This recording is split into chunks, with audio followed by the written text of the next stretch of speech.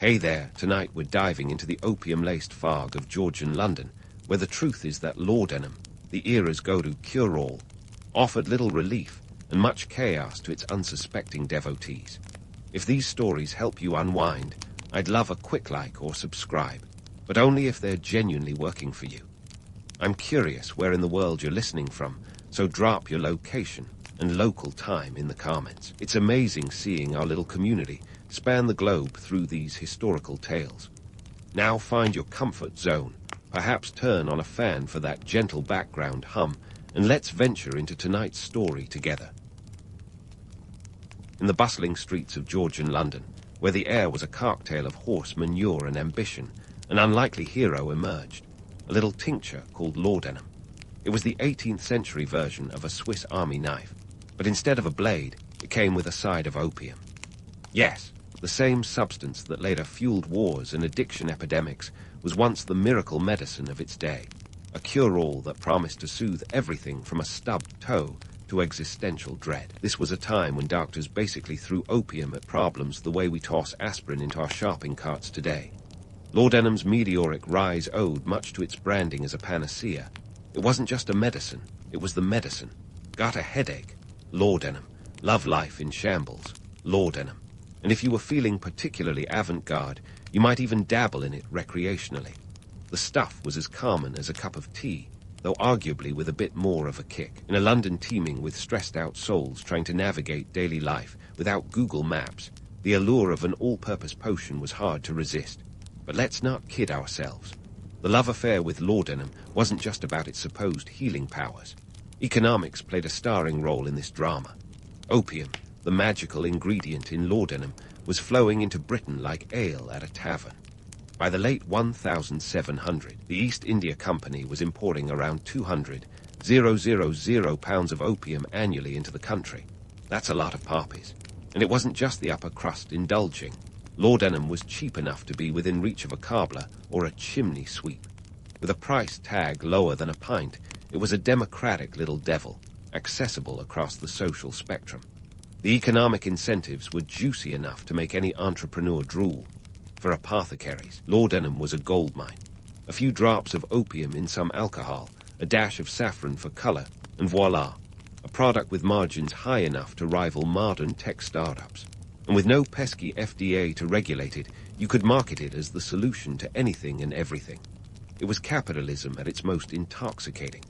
Londoners, with their penchant for excess and a society that made stress a national pastime, were primed for such a concoction. The city's rapid growth meant everyone was in a rush, whether it was to catch the latest gossip or the next stagecoach. The Industrial Revolution was just revving its engines, and with it came a sense of perpetual hurry. Laudanum fit right in, offering a moment's reprieve in a world that refused to slow down. It's easy to romanticize this era as one of powdered wigs and elegant soirees, but the truth had a bit more grit. Life was hard, and people were desperate for relief. The streets of London were a theater of noise and chaos. The city was a character in its own right, full of vigor, but also full of vice. In this setting, laudanum was less a luxury and more a necessity, a means to cope with the relentless pace of urban life. And let's not forget the role of medical professionals in this tale. Georgian doctors were part scientist, part alchemist, and a dash of snake oil salesman. Without modern medical knowledge, they often relied on trial and error, and laudanum was their trusty sidekick. Prescribing it was as common as a handshake. Yet, for all its popularity, no one seemed to bat an eye at its addictive nature. Perhaps it was the fact that addiction hadn't yet been framed as the societal villain we know today. Or maybe it was just easier to turn a blind eye when profits were to be made. In the end, laudanum was as much a product of its time as the people who used it. Its rise tells a story of economic opportunity, medical naivety, and a society eager to find solace in a bottle. It's a reminder that history, much like a good dose of laudanum, goes down smoother with a little context. So, as the laudanum-laden Londoners of Georgian times were popping opium-laced tinctures, like we might pick up a venti latte today, the darker underbelly of this so-called miracle cure was quietly unfurling. Picture diaries and personal letters from the era, often scribbled in the throes of addiction, painting a grim picture that's about as comforting as a soggy crumpet. Take the infamous poet Samuel Taylor Coleridge, for example. His creative genius, often attributed to his laudanum use, also came with a side of debilitating addiction that left him grappling with nightmares and a shattered personal life. It turns out, the romantic notion of the tortured genius high on opium is about as charming as a dentist with a hangover. In the 1700, addiction wasn't exactly the hot topic it is today. People didn't hit up rehab or join a 12-step program. Instead, they muddled through, often with disastrous results. The medical community, bless their powdered wigs, didn't even have the vocabulary to describe what we now know as addiction. They were busy throwing opium at everything from coughs to melancholia, much like a chef who only knows how to make soup. And oh, the irony. The very thing meant to heal was quietly tearing lives apart. The diaries of the era, akin to the Instagram stories of today, are sprinkled with tales of laudanum's double-edged sword. From housewives to high society figures, many found themselves in a haze, trapped between pain relief and dependency. The accounts reveal a bitter truth. While laudanum eased physical pain, it often left emotional wreckage in its wake. And yet, people soldiered on, partly because, well, what else were they supposed to do? The concept of addiction as a disease was as alien as Wi-Fi to an 18th century apothecary. Doctors, much like today's influencers pushing the latest wellness fad, were key players in laudanum's pervasive reach. Without modern research or ethical guidelines, they prescribed it with the kind of nonchalance that would make even the most laissez-faire pharmacist wince. It was a bit like handing out candy, only this candy could ruin lives. The medical profession, devoid of today's regulatory shackles, was a free-for-all, with laudanum at the forefront of their arsenal. Doctors were the rock stars of their day, and just like a catchy tune, laudanum's appeal spread far and wide. But let's not forget the darker comedy of it all. Laudanum was marketed as a health remedy, while simultaneously sowing seeds of destruction. It's the tragic twist that keeps historians up at night, pondering how a substance could be both savior and saboteur. Contemporary accounts reveal the harsh impact of long-term use, cognitive decline, social withdrawal, and in many cases, death. These stories were the cautionary tales of the era, whispered in the same breath as ghost stories, but with much graver consequences. The economic landscape only added to the mess. With opium being imported with the zeal of an Amazon Prime shipment, laudanum was as accessible as a loaf of bread. It became a staple in households, a ubiquitous presence that blurred the lines between medicine and menace. The affordability of laudanum made it a staple for all classes, democratizing addiction in a way that would send shivers down the spine of any modern public health official.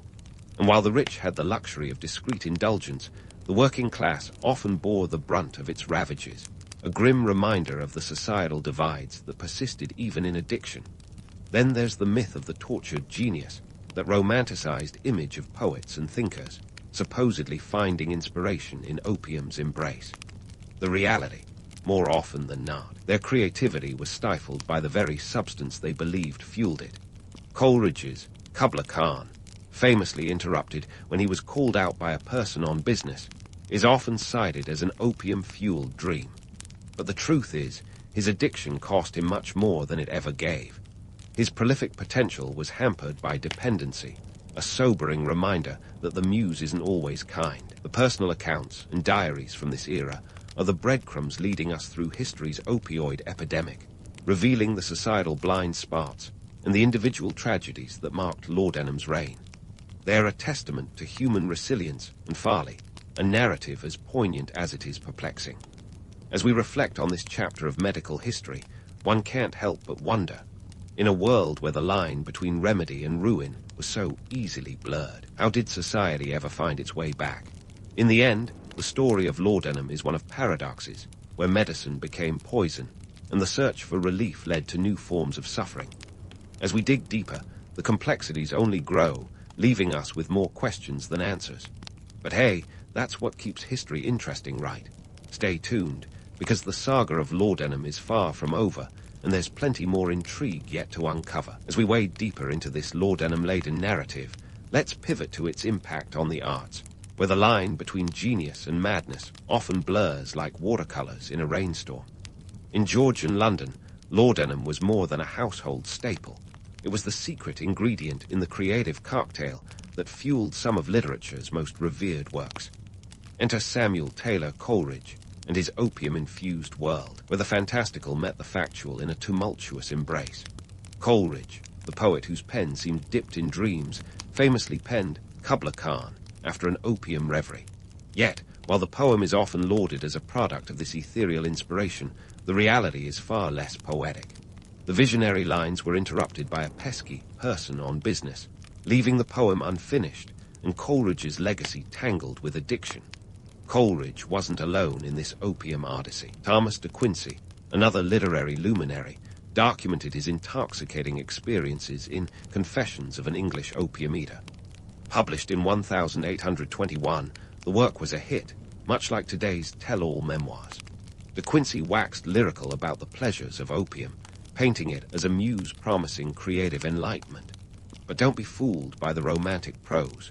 Beneath his eloquent facade lay the grim reality of dependency. De Quincey's life was a cautionary tale, a testament to how quickly the muse can turn into a menace. While he wrote of opium's ability to unlock the mind's doors, it also shackled him in a cycle of craving and withdrawal, reducing his grand visions to mere whispers of potential. Let's dissect the myth of the tortured, opium-fueled genius.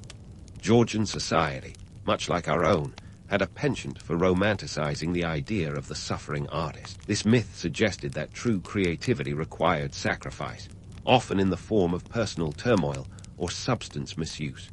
But the truth, substance abuse more often stifled creativity than sparked it. Coleridge's unfinished works and De Quincey's struggles are prime examples of how addiction can derail even the brightest minds. Their stories serve as a stark reminder that the muse is not always benevolent, and the cost of chasing inspiration through a cloud of opium smoke can be creativity itself. Primary sources from the era, including letters and diaries, reveal the gritty reality behind the glamorized image of opium as a muse. Coleridge, in his letters, often lamented his dependence on the drug, describing it as a demon that sapped his will and stunted his potential. His correspondence paints a picture not of a man in the throes of inspiration, but of one caught in a relentless cycle of need and regret. Meanwhile, De Quincey's later writings reflect a similar sentiment, acknowledging the toll that his opium habit had taken on his body and mind. Economically speaking, the opium trade was a juggernaut, with staggering figures that underscored its grip on society.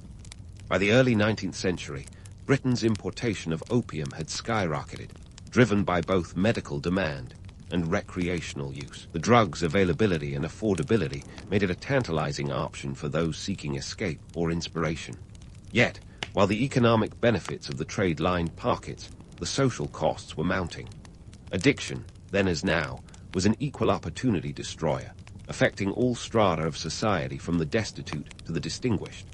The romanticized notion of opium as a creative catalyst wasn't just limited to literature.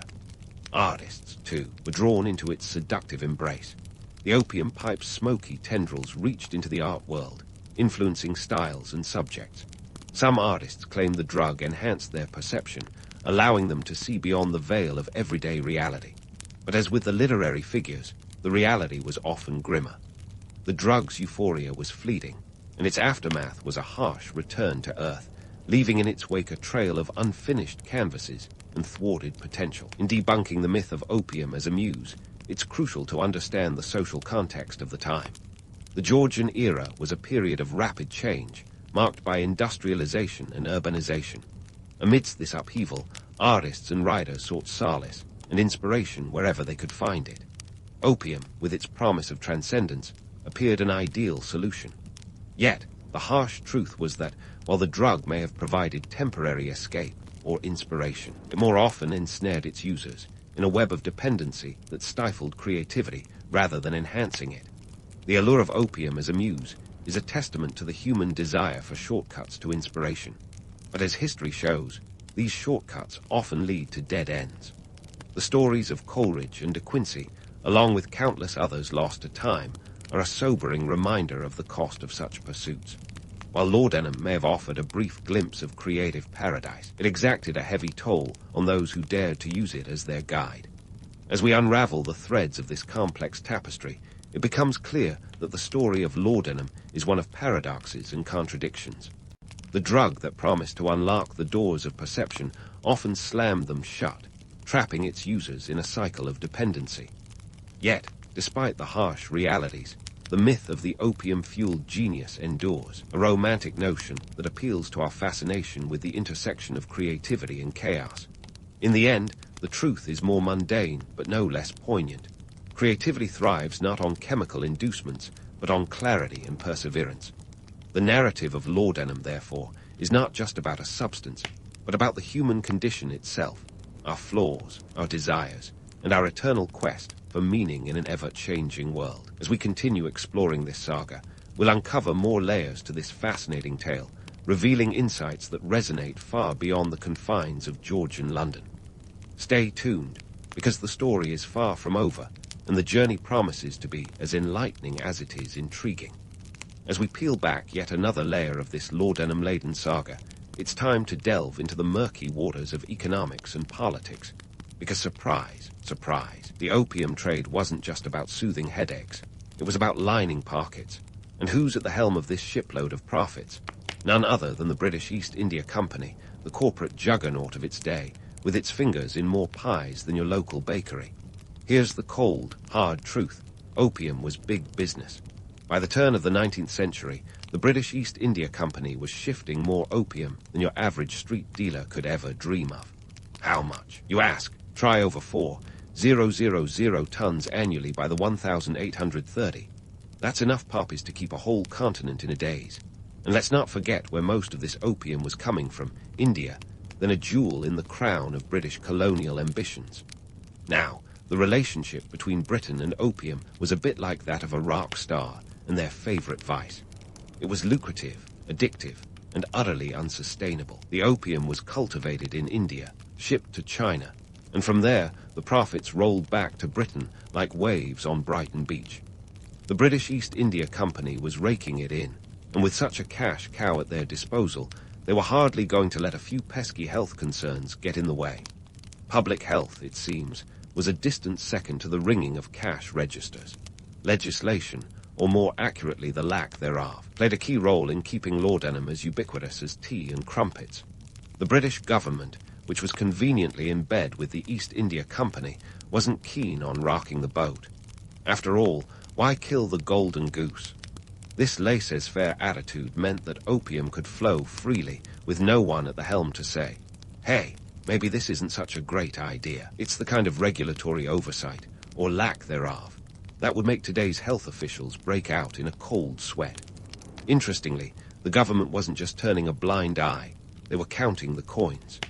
The opium trade contributed significantly to the national exchequer, and by significantly, I mean about £1 million a year by the 1840s.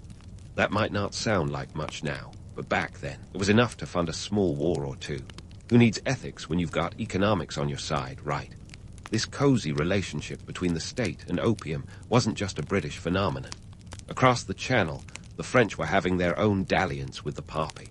The difference: the French preferred their opium in the form of smoking dens rather than tinctures, but the economic incentives were much the same. It seems that wherever you went in 19th century Europe, opium was the belle of the ball. But let's not kid ourselves into thinking this was just a quaint historical quirk. The political and economic forces that kept laudanum on pharmacy shelves then are not so different from today's debates around pharmaceuticals and regulation. Fast forward to the 21st century, and you'll find echoes of the same dilemmas, albeit with different substances. It's a reminder that while the players change, the game remains much the same. The opium trade wasn't just a business. It was an empire unto itself, with tentacles reaching into every facet of society. The profits were so immense that they overshadowed the mounting social costs. Addiction rates were climbing, and while a few enlightened souls raised the alarm, they were largely drowned out by the clinking of coins. It was a classic case of short-term gain versus long-term pain, a calculus that still haunts us today. Back in Georgian London, laudanum was so entrenched that it became part of the cultural fabric. Its widespread availability meant that it wasn't just the affluent who indulged. The working class also had their share, making it a truly democratic addiction. The public health ramifications were staggering, yet largely ignored. The idea of regulating such a lucrative commodity was as foreign as the idea of a caffeine tax in today's coffee-obsessed society. The government's indifference was bolstered by a lack of scientific understanding. Without the tools to study addiction as we do now, the notion of drug dependency was as alien as space travel. Doctors, still in the dark ages of medical science, were prescribing it like candy, and the government, basking in the economic glow, had little incentive to intervene. In unraveling this tale, we see a pattern of priorities that speaks volumes about the era's mindset. Economic prosperity was king, and public health was the court jester, occasionally noticed but never heeded. The laissez-faire approach to drug regulation was a reflection of the times, an era of burgeoning capitalism where the market reigned supreme and moral considerations were left at the door. Yet, amidst this economic juggernaut, there were whispers of dissent. A few mavericks began to question the wisdom of flooding the market with a substance that was clearly more poison than panacea. Their voices were the first rumblings of a movement that would eventually lead to tighter regulations, but that was still decades away. For now, the opium trade was a roaring success, and laudanum remained the elixir of choice for a nation trying to navigate the choppy waters of modernity. In examining the economic and political factors that kept laudanum on the shelves, we're reminded of the complex interplay between profit and public welfare. It's a narrative as relevant today as it was then, a testament to the enduring struggle between economic interests and ethical considerations. As we continue this journey, the story of laudanum offers a cautionary tale, a reminder that history, much like opium, can be intoxicating, but is often sobering in its truths. So, as the laudanum addicts of Georgian London reached for their next dose, they were unwittingly part of a much larger story, a story of commerce, colonialism, and capitalism, with all its triumphs and tragedies. Join us next time as we delve even deeper into this tangled web, exploring how the ghosts of laudanum's past continue to haunt us today. Stay tuned, because the saga is far from over, and the next chapter promises to be as riveting as the last. As the opium-laden haze of Georgian London drifted into the 19th century, the bloom was finally coming off the laudanum rose. The very substance that had once been hailed as a miracle cure was soon to be cast out with the dust and debris of an evolving medical landscape. Why the change? A mix of scientific enlightenment, public outcry, and the creeping realization that maybe, just maybe, getting your daily dose of opium from a spoonful of tincture wasn't the healthiest lifestyle choice. The 19th century was a time when the medical community finally started to put its collective foot down. Advances in medical science revealed that addiction was not just a moral failing, but a genuine medical condition. This revelation was the proverbial wake-up call, much like realizing that your latest fad diet of powdered sugar wasn't the best idea for long-term health. By the late 1800, the word addiction began to gain traction in medical circles, and with it came the understanding that laudanum was less of a friend and more of a frenemy. Enter the British government, reluctantly stepping into the role of regulatory authority. In 1868, the Pharmacy Act made its debut, marking a significant shift in the way drugs were dispensed. Now, you couldn't just waltz into a corner shop and pick up a bottle of laudanum like it was a loaf of bread. Instead, the sale of opium and its many derivatives was restricted to registered pharmacists. It was a baby step, but a step nonetheless toward a more regulated approach to drug distribution. This newfound regulation was a reflection of the shifting tides of public opinion. As more people became aware of the dark side of laudanum, the demand for alternatives grew. Society started to question why a substance that caused so much harm was so readily available. It was the beginning of a movement towards more responsible medicine, a precursor to the modern pharmaceutical regulations we know today. In a sense, the decline of laudanum was an early victory for public health, marking a departure from the anything-goes mentality of the past. Yet, while laudanum's grip on society loosened, its legacy was far from over. The impact of laudanum addiction rippled through the cultural and literary landscapes like the aftershocks of an earthquake. Some of the greatest literature of the time was penned under its influence, leaving a complex legacy of creativity marred by dependency. The stories of Coleridge and De Quincey serve as poignant reminders of the fine line between inspiration and addiction, a line that many artists continue to walk today. Laudanum's decline also serves as a cautionary tale for contemporary issues surrounding prescription drug abuse. Fast forward to the 21st century, and the echoes of this opium epidemic resonate in the ongoing opioid crisis. The lessons of the past are more relevant than ever, reminding us that the allure of a quick fix often comes with consequences far beyond the initial relief. It's a cycle as old as time, where the search for solace can lead to new forms of suffering. Reflecting on the journey of Laudanum offers valuable insights into the human condition. The story of this opium tincture is one of paradoxes, where a substance hailed as a miracle cure also became a harbinger of misery. It highlights the persistent tension between medical advancement and the ethical dilemmas that accompany it. While we've made strides in understanding and addressing addiction, the road ahead remains fraught with challenges. The question is not just how far we've come, but how far we still need to go in our quest to understand the complexities of addiction and its impact on society. The tale of Laudanum is a microcosm of human nature itself, our endless pursuit of solutions, our susceptibility to temptation, and our capacity for both brilliance and folly. It's a narrative that underscores the importance of learning from the past, not just to avoid repeating it, but to forge a path toward a more informed and compassionate future. As we close this chapter on Laudanum, we are reminded that while history may not repeat itself, it often rhymes, and the echoes of the past can offer guidance in navigating the challenges of today. In the end, Laudanum's story is one of transformation, from a misunderstood miracle to a cautionary tale. It serves as a reminder that while the pursuit of relief is a fundamental human impulse, the solutions we embrace must be scrutinized with a discerning eye.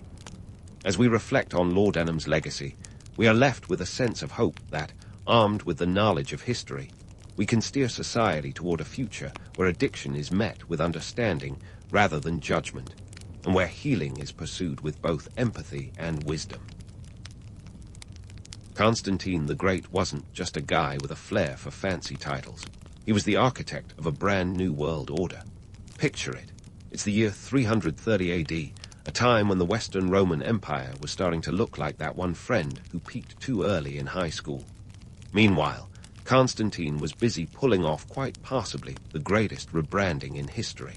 He took the ancient Greek city of Byzantium, gave it a facelift that even HGTV would envy, and voila, Constantinople was born. This wasn't just a new city, it was the new Rome, a shiny beacon of imperial ambition and religious transformation nestled strategically between Europe and Asia. Okay, why Byzantium, you ask? Well, Constantine wasn't just throwing darts at a map. Byzantium had a strategic position that was the stuff of military dreams. Sitting right on the Bosporus Strait, it was essentially the bouncer at the club between the Black Sea and the Mediterranean. This geographical marvel meant control of trade routes, an enviable defense setup, and a prime spot for cultural exchange. Think of it as the ultimate crossroads for ancient traders, warriors, and travelers, minus the overpriced airport food. Now, let's talk about Constantine himself. Here's a guy who saw the writing on the wall, or more accurately, the crosses in the sky, and decided he'd rather be on the winning team. In 312 AD, before the Battle of the Milvian Bridge, he reportedly had a vision of a cross bearing the words, "In this sign conquer." Spoiler alert. He won the battle and converted to Christianity, which was a game-changer for the empire and religion as a whole. Constantine's conversion wasn't just a personal epiphany. It was a seismic shift that rippled through the empire, turning Christianity from a persecuted sect into the spiritual bedrock of Byzantine society. Constantinople wasn't just a pretty face. It quickly became the empire's powerhouse, outshining its predecessor, Rome, in both might and magnificence. While Rome was busy dealing with barbarian break-ins like some sort of ancient burglar's paradise, Constantinople enjoyed a prime location that made it relatively easier to defend. Plus, its walls were legendary, literally. With defenses so robust, they made Fort Knox look like a sandbox. Constantinople withstood sieges that would have left lesser cities in ruins. But let's not get too romantic about this whole empire thing. The Byzantine Empire, for all its glory, was a complicated beast. Its cultural tapestry was woven with threads of Roman law, Greek culture, and Eastern influences, a mélange that sometimes made for a beautiful tapestry, and other times, a tangled mess. Navigating this cultural quagmire was like trying to assemble IKEA furniture without instructions, rewarding when it worked, but more often than not, a frustrating exercise in futility. And speaking of cultural shifts, let's not forget the rise of Christianity as the empire's ideological backbone. This wasn't just a simple switch of religious allegiance. It was a transformation that reshaped art, culture, and identity. Churches replaced temples, saints took over from pagan gods, and theological debates became the new spectator sport. Constantine himself set the stage for this transformation, acting like the ultimate PR manager for Christianity. His efforts culminated in the Council of Nicaea in 325 AD, which aimed to unify Christian doctrine and establish a creed, a bold attempt to get everyone singing from the same hymn sheet, literally and metaphorically. The rise of Christianity also meant that religious leaders gained significant influence, sometimes rivaling even the emperor's power. This shift wasn't without its hiccups. Imagine trying to herd cats while juggling a handful of hot potatoes. That's what maintaining religious unity felt like in the Byzantine Empire. Heresies cropped up faster than you could say Gnostic, each one threatening to fracture the delicate balance of faith and politics. But wait, there's more. Beyond religion, the empire's bureaucratic machinery was a marvel in itself. Byzantine bureaucracy was both a blessing and a curse. On one hand, it provided a level of administrative sophistication that kept the empire running like a well-oiled machine. On the other hand, it was a labyrinthine nightmare that made modern-day DMV lines look like a breeze. Taxation, military organization, and legal systems were all meticulously documented, a precursor to the red tape we know and love today. Yet, despite the Byzantine Empire's impressive run, it wasn't all sunshine and mosaics. The empire was constantly tested by external threats like the Persians, Slavs, and later, the Ottomans, each one eyeing Constantinople with the kind of longing usually reserved for the last slice of pizza. Internal strife was no less challenging. Succession crises, court intrigues, and political backstabbing were par for the course. Game of Thrones had nothing on Byzantine politics. In the end, the Byzantine Empire's story is one of transformation, resilience, and a dash of stubbornness. It stood as a bridge between antiquity and the medieval world, shaping the course of history in ways that still resonate today. As we delve deeper into the Byzantine saga, remember, this isn't just the tale of a city or an empire. It's a complex narrative of human ambition, faith, and survival. And like any good story, it's filled with lessons, both cautionary and inspiring. So, buckle up, because the Byzantine roller coaster is just getting started. And just when you thought the Byzantine roller coaster couldn't get any more thrilling, along came Justinian I, the 6th century emperor who decided that being a mere ruler wasn't enough. Nope, Justinian had grander visions of reclaiming the glory days of the Roman Empire, because why not aim for the stars when you have a throne? Picture this, an emperor who wasn't content with just holding the fort. He wanted to expand it, remodel it, and maybe throw in a pool while he was at it. Justinian's expansion campaigns were nothing short of audacious, a bit like trying to recapture your youth by buying a sports car. His military escapades stretched the empire's reach across the Mediterranean, encompassing parts of North Africa, Italy, and even Spain. He sent his top general, Belisarius, on a mission to reclaim these territories, and Belisarius delivered, at least initially. But here's the kicker. These campaigns were as costly as they were ambitious. The empire's coffers took a hit that would make a Wall Street crash look like a minor hiccup. War ain't cheap, folks, and neither is nostalgia. Now, while Justinian was busy playing Risk on a continental scale, he also decided to leave a lasting legacy on the home front. Enter the Corpus Juris Civilis, or the Justinian Code, a legal reform so comprehensive it made previous Roman law look like a hastily scribbled post-it note. This wasn't just a book of laws, it was the Book of Laws. The code was designed to streamline and consolidate centuries of Roman legal thought into a coherent system that would influence European law for centuries. Imagine flipping through this colossal legal tome, 652 laws in total, when all you wanted was a simple divorce. It was a monumental achievement, but let's be honest, not the breeziest of reads. Of course, no discussion of Justinian's reign would be complete without mentioning the architectural triumphs that came with his time in power. The crown jewel, the Hagia Sophia, a construction that still makes architects swoon and tourists snap selfies like they're going out of style. Built in just under 6 years from 532 to 537 AD, the Hagia Sophia wasn't just a building, it was a statement. Its massive dome, which seemed to float as if by divine intervention, was a marvel of engineering. But while it dazzled the beholder, it also drained the empire's resources faster than you can say, budget overrun. The costs were astronomical, with thousands of workers laboring around the clock, and it didn't help that the original dome collapsed in an earthquake just 20 years later. Talk about getting your money's worth. Now, to fund all these grand designs, Justinian leaned heavily on the Byzantine bureaucracy, a sprawling machine that could rival today's biggest corporations in complexity. This bureaucracy was a double-edged sword. On one hand, it was the empire's backbone, keeping the wheels turning with a level of efficiency that would make a Swiss watch envious. On the other hand, it was a bureaucratic nightmare, rife with corruption and red tape that made navigating it feel like a full-time job. Tax collectors were everywhere, ensuring that every last coin was squeezed from the populace to fund the emperor's dreams, which, let's face it, didn't always align with the average citizen's priorities.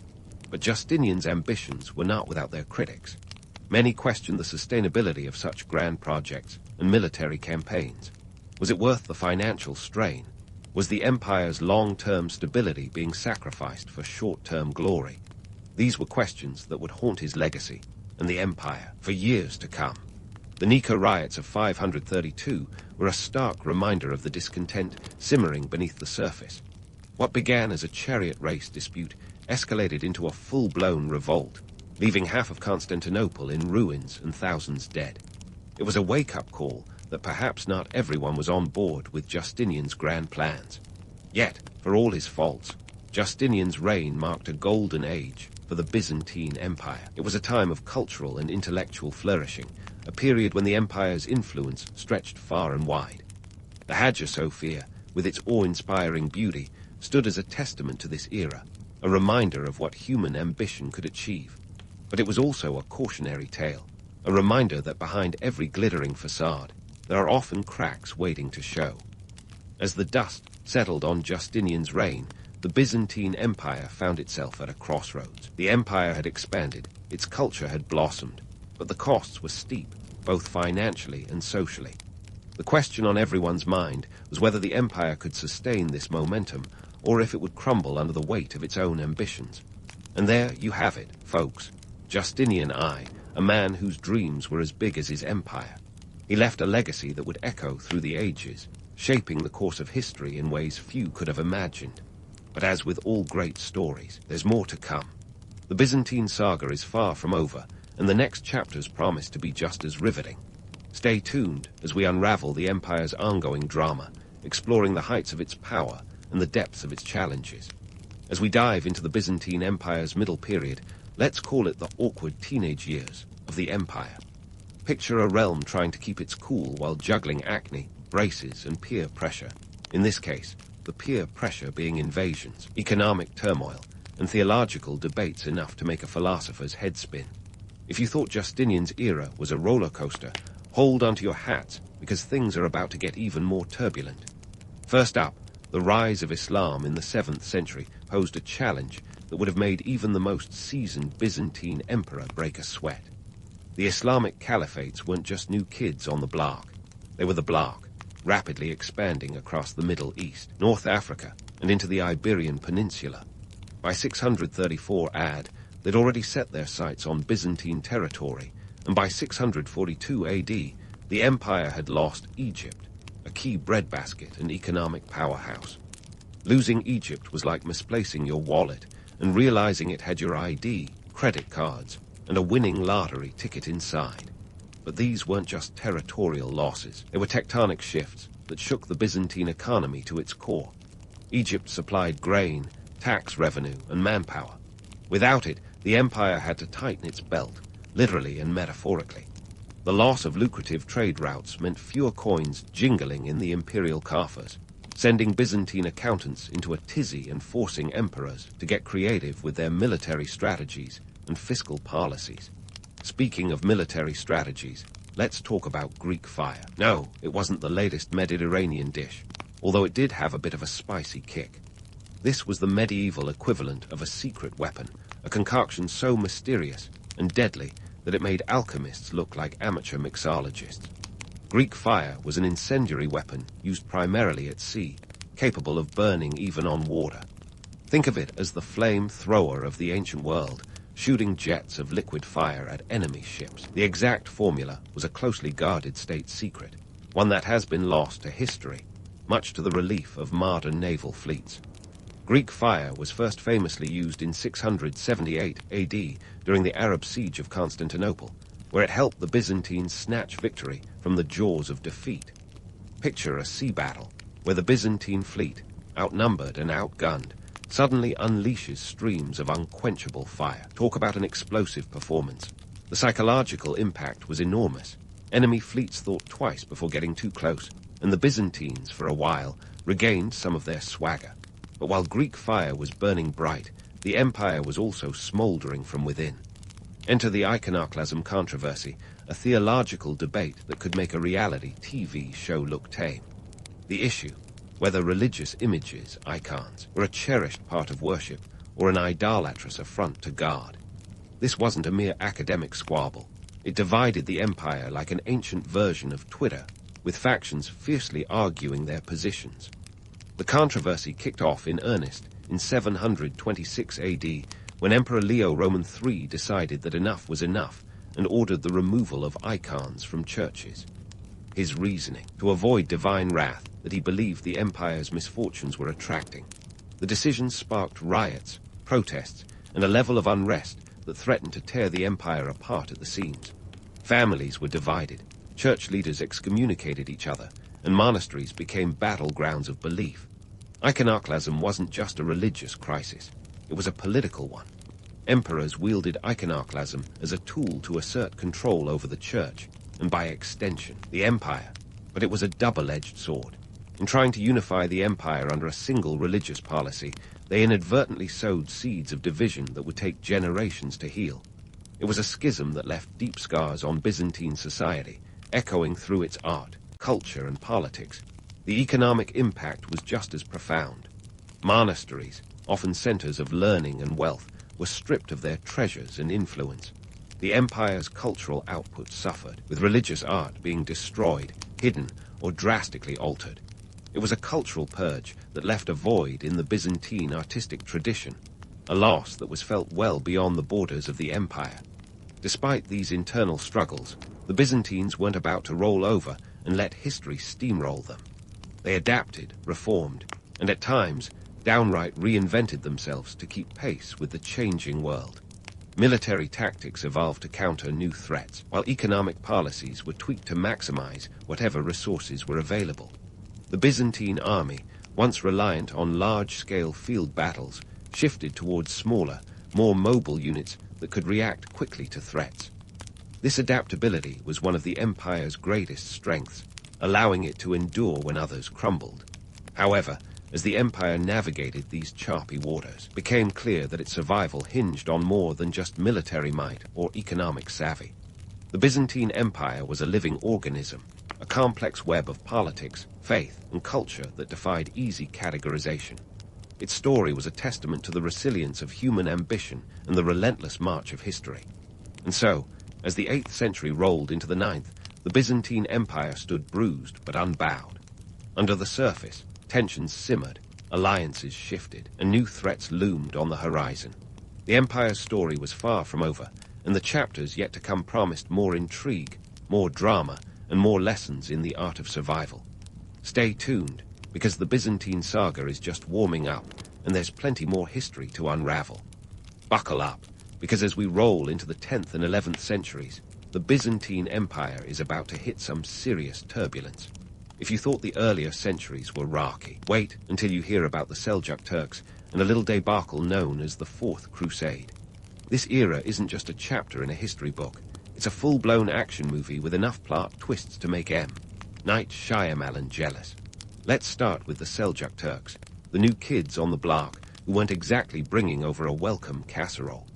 These guys stormed onto the scene from Central Asia with all the subtlety of a bull in a china shop. By the late 11th century, they had captured much of Anatolia, the empire's heartland, which was a bit like losing your living room in a house sale.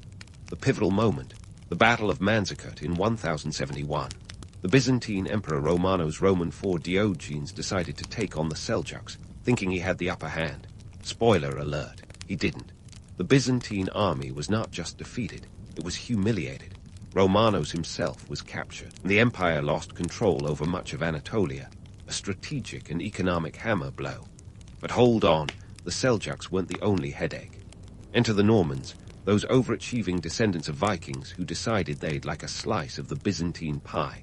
With their sharp swords and sharper ambitions, they set their sights on southern Italy and the Balkans. By 1081, the Normans, under the leadership of Robert Guiscard, had captured key parts of Italy, further squeezing the Byzantine Empire's resources and strategic options. If you were keeping track, that's two major fronts where the empire was losing ground faster than you can say imperial overreach. Now, let's talk economics. The Byzantine economy, once the envy of the world, was starting to look like a house of cards in a windstorm. The loss of Anatolia meant a significant chunk of agricultural production was gone, which was kind of important when you're trying to feed an empire. The tax base shrank, and the treasury began to look more like a piggy bank than a royal vault. Inflation reared its ugly head, and suddenly those shiny Byzantine coins weren't worth their weight in gold anymore, literally. The empire's currency, the solidus, which had been solid as a rock for centuries, was now as flimsy as a political promise. Let's not forget about the political fragmentation that made Byzantine politics resemble a soap opera. The empire was plagued by a series of weak and ineffectual rulers who couldn't manage a lemonade stand, let alone an empire. Court intrigues, assassinations, and betrayals were the order of the day. The throne changed hands more often than a hot potato at a family picnic, with everyone from generals to eunuchs taking their turn at the helm. This internal chaos was a gift to external enemies who took advantage of the empire's divided attention to nibble away at its borders. And then, like a cosmic joke, came the Fourth Crusade in 1204. If you think all crusades were about holy wars and piety, think again. This was less about saving souls and more about sacking cities. The Crusaders, originally headed for the Holy Land, got a little sidetracked by Venice, of all places. The Venetians, ever the opportunists, saw a chance to knock out a commercial rival and convinced the Crusaders to take a detour to Constantinople. What followed was a siege that would make even the most hardened history buff wince. The city, once the jewel of Christendom, was ransacked, its treasures looted, and its churches desecrated. The Latin Empire of Constantinople was born from the ashes, a puppet state that would hobble along for a few miserable decades. Venice, once a Byzantine ally, had become its nemesis. The Venetians were like the friend who borrows your tools and then uses them to build a fence on your property line. They exploited the Byzantine weaknesses mercilessly, seizing trade routes and economic opportunities like seagulls on a beach picnic. Venice's economic power surged, while the Byzantines were left picking up the pieces of their shattered empire. The Fourth Crusade wasn't just a military calamity, it was a cultural catastrophe. Priceless works of art, libraries filled with ancient texts, and religious relics were carted off or destroyed, a devastating loss to world heritage. The Byzantines, who had once towered over their Mediterranean neighbors, now lay prostrate, a shadow of their former glory. As the dust settled, the Byzantine Empire was in tatters. The old order had collapsed, and with it, the sense of Byzantine invincibility. The empire's story from this point on is not just one of survival, but of a desperate struggle to reclaim even a fraction of its former greatness. It's a tale of resilience in the face of overwhelming odds, of a once mighty power grappling with its own decline. But the saga isn't over. The Byzantines, stubborn as ever, would claw their way back, albeit briefly, and fight to preserve their legacy. As we delve further into this remarkable history, remember, the Byzantine Empire may have been down, but it was never truly out. Stay tuned for the next chapter, where we'll explore the twilight years of this incredible story. And so the Byzantine Empire, battered and bruised, lurched into its final act. Imagine an aging rock star trying to reclaim the spotlight after years of fading fame. What remained of the empire after the Fourth Crusade was a fragmented patchwork of territories, each vying for control, like siblings fighting over the family heirlooms. But these heirs weren't exactly best friends. The Byzantine territories were split into splinter states: the Empire of Nicaea, the Despotate of Epirus, and the Empire of Trebizond, each with its own ambitions and agendas. The Empire of Nicaea, led by the Lascaris dynasty, took the lead in the race to reclaim Constantinople.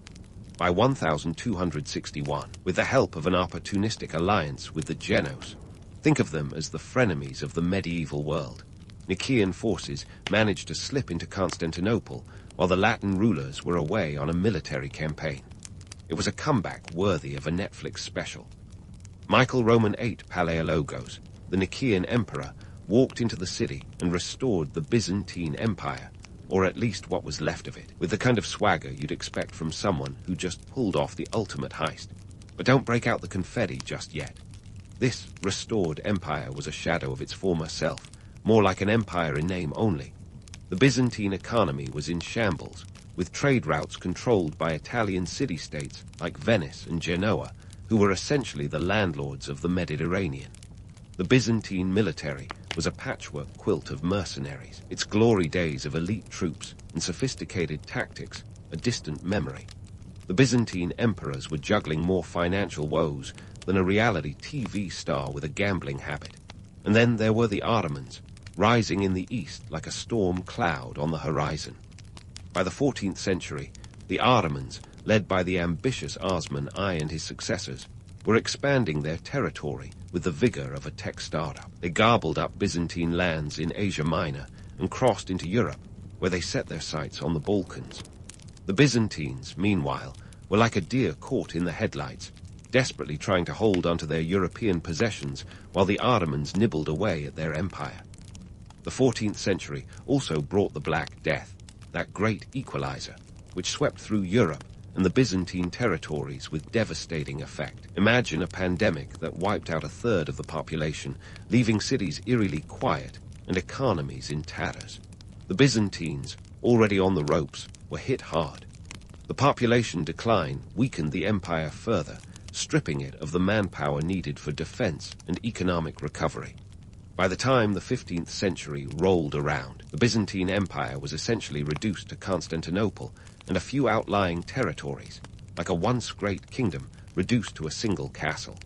The Ottomans were knocking at the gates, and in 1453 they finally broke through. Mehmet Roman II, known as the Conqueror, led the siege with an army of 80,000 men and a fleet of over 100 ships. He brought with him the latest in siege technology, including massive cannons capable of hurling 600-pound stone balls at the city walls, a medieval version of shock and awe. The Byzantines, under their last emperor, Constantine Roman XI Palaiologos, put up a valiant defense. Picture a tiny band of defenders, about 7,000 men, including a few hundred Genos and Venetian allies, facing an overwhelming force. The odds were about as favorable as a snowball in a blast furnace. Despite their desperation, the Byzantine defenders held out for nearly 2 months, their courage and resilience etched into the annals of history.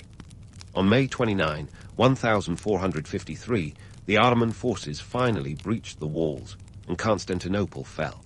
It was the end of an era, the moment when the Byzantine Empire officially bowed out of the historical stage. The city was ransacked, its treasures looted, and its people subjected to the grim realities of conquest.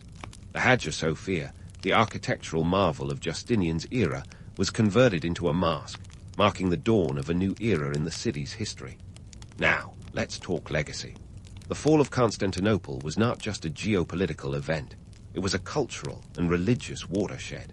The Byzantine Empire, despite its political demise, left an indelible mark on Eastern Europe and the Orthodox Church. Byzantine art, with its iconic mosaics and religious imagery, continued to influence Orthodox Christian art for centuries.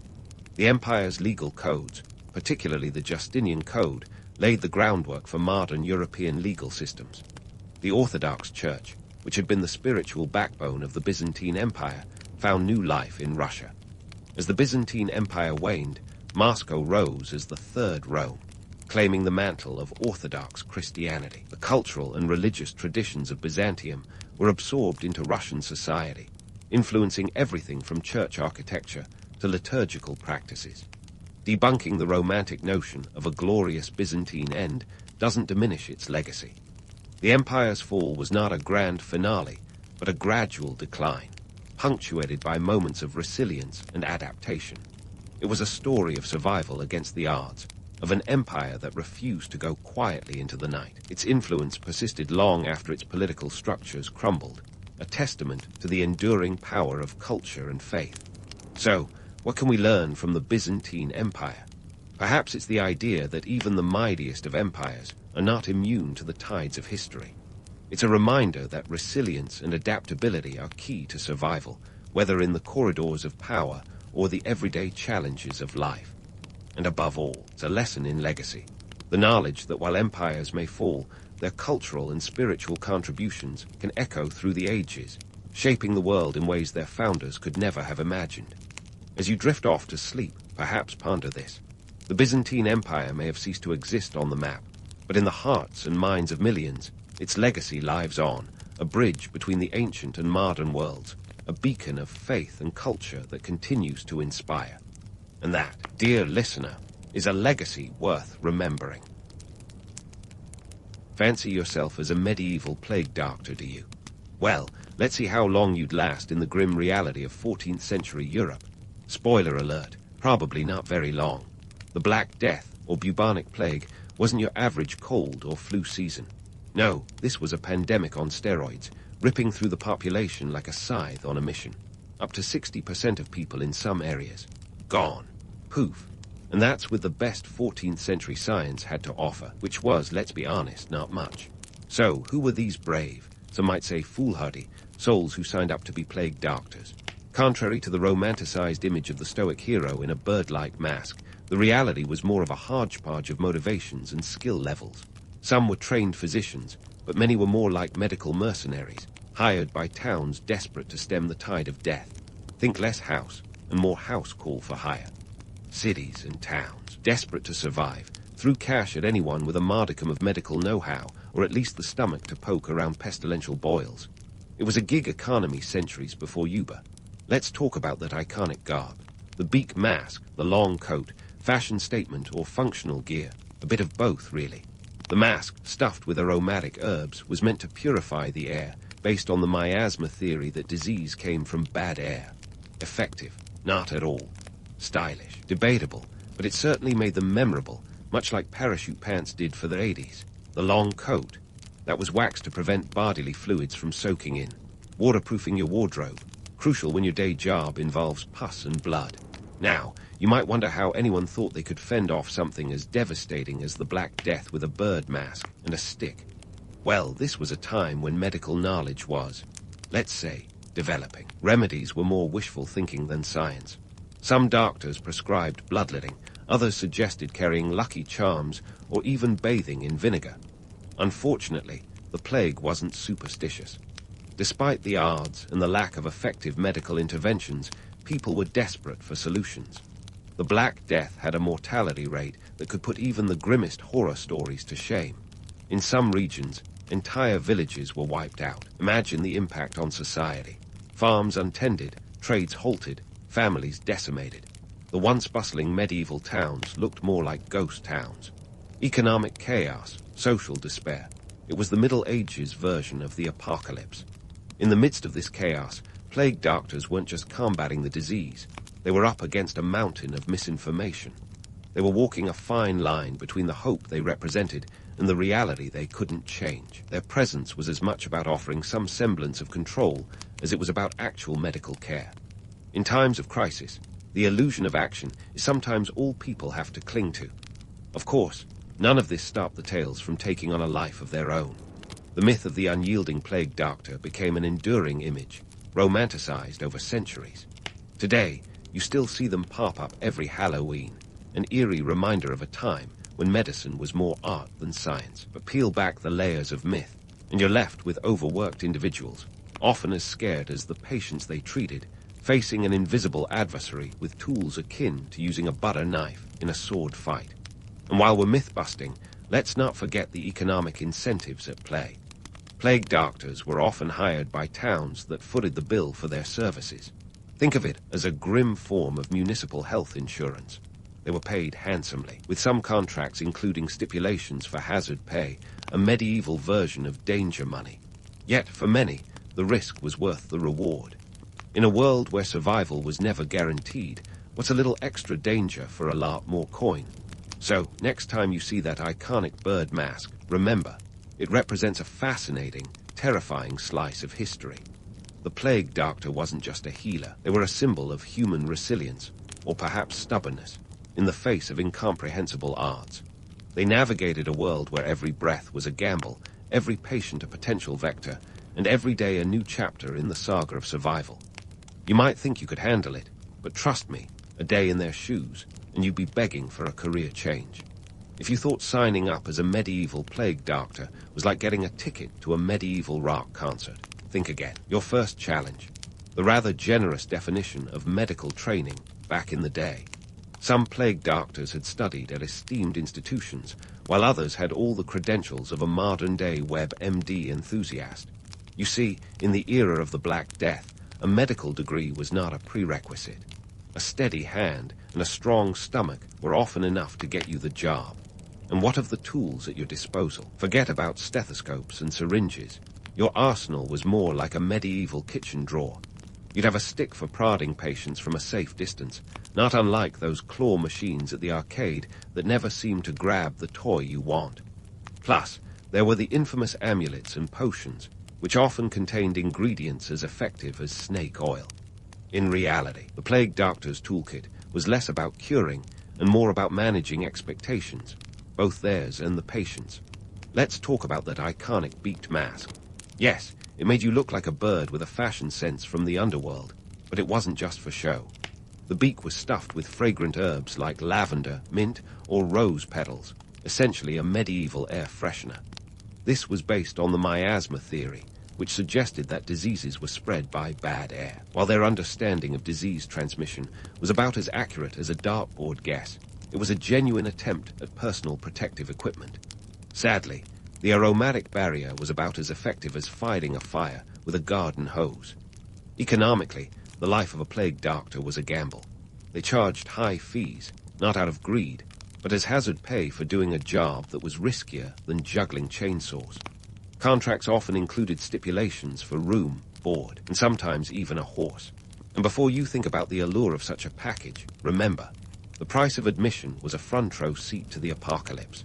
Towns hired these doctors out of sheer desperation, and the pay was meant to attract anyone willing to face the Grim Reaper with a stick and a mask.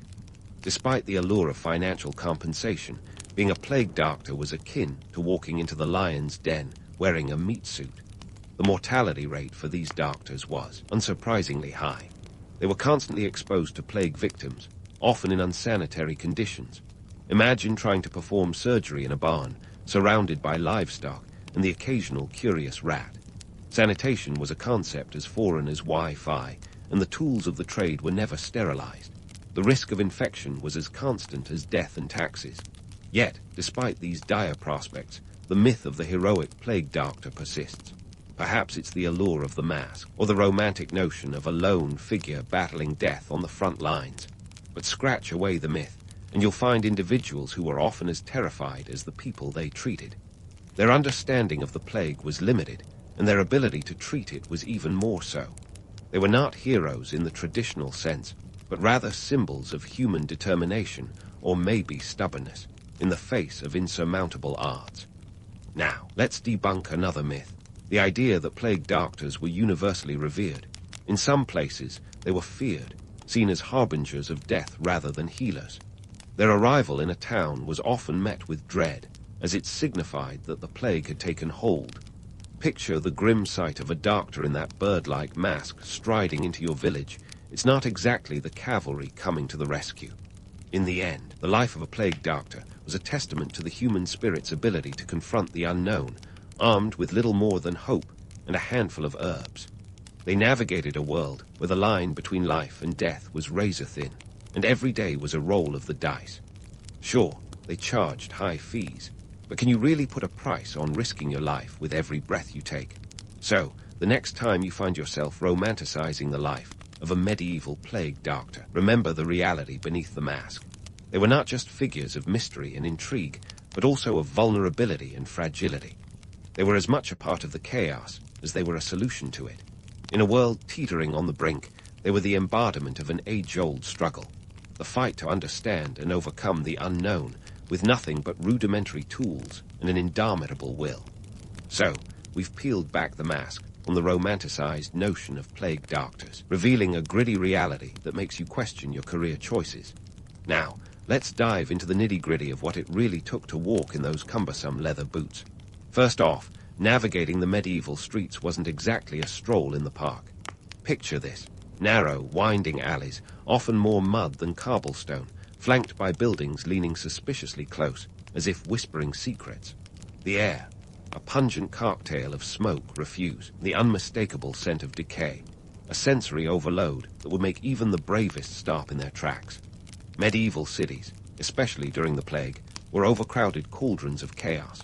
The population density in places like Paris reached up to 100,000 people, crammed into spaces that barely accommodated half that number.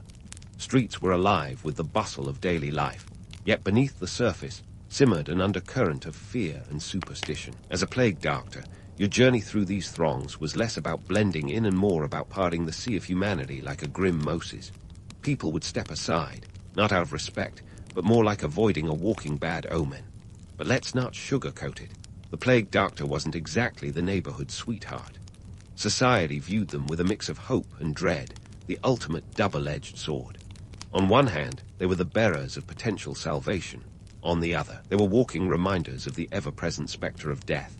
It wasn't uncommon for doctors to face hostility, stones thrown their way, doors slammed shut, or even the odd dog set loose in a fit of panic-induced aggression. The societal attitudes towards disease and death in medieval Europe were, shall we say, unique. Death wasn't merely an eventuality. It was a daily companion, a shadow lurking just behind the corner. This wasn't a time of clinical detachment, but rather one where emotions and superstition often trumped reason. The church played a significant role, with many viewing the plague as divine retribution. Cue the flagellants, groups who believed self-punishment might stave off the wrath of the heavens. Talk about a case of mistaken martyrdom. Plague doctors, therefore, found themselves in a peculiar societal niche. Their presence was a paradox, symbolizing both the potential for healing and the certainty of death.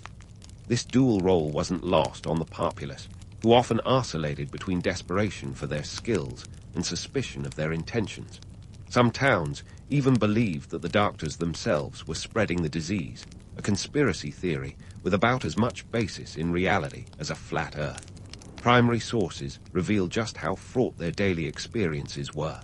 Letters from the period, such as those from Italian physician Giovanni Boccaccio, paint a vivid picture of the chaos. Boccaccio described cities where citizens avoided one another, relatives never or hardly visited each other, and never did they converse or meet. It's like a medieval version of social distancing, but with more rats and less hand sanitizer. And speaking of rats, they were the uninvited guests at this medieval party. The connection between rodents and the plague wasn't fully understood at the time, but their ubiquitous presence added another layer of unease. Plague doctors had to work in environments where sanitation was an afterthought, if considered at all. Imagine trying to gain the trust of a community while ankle-deep in filth, with rats scurrying about as if auditioning for a rodent rendition of West Side Story.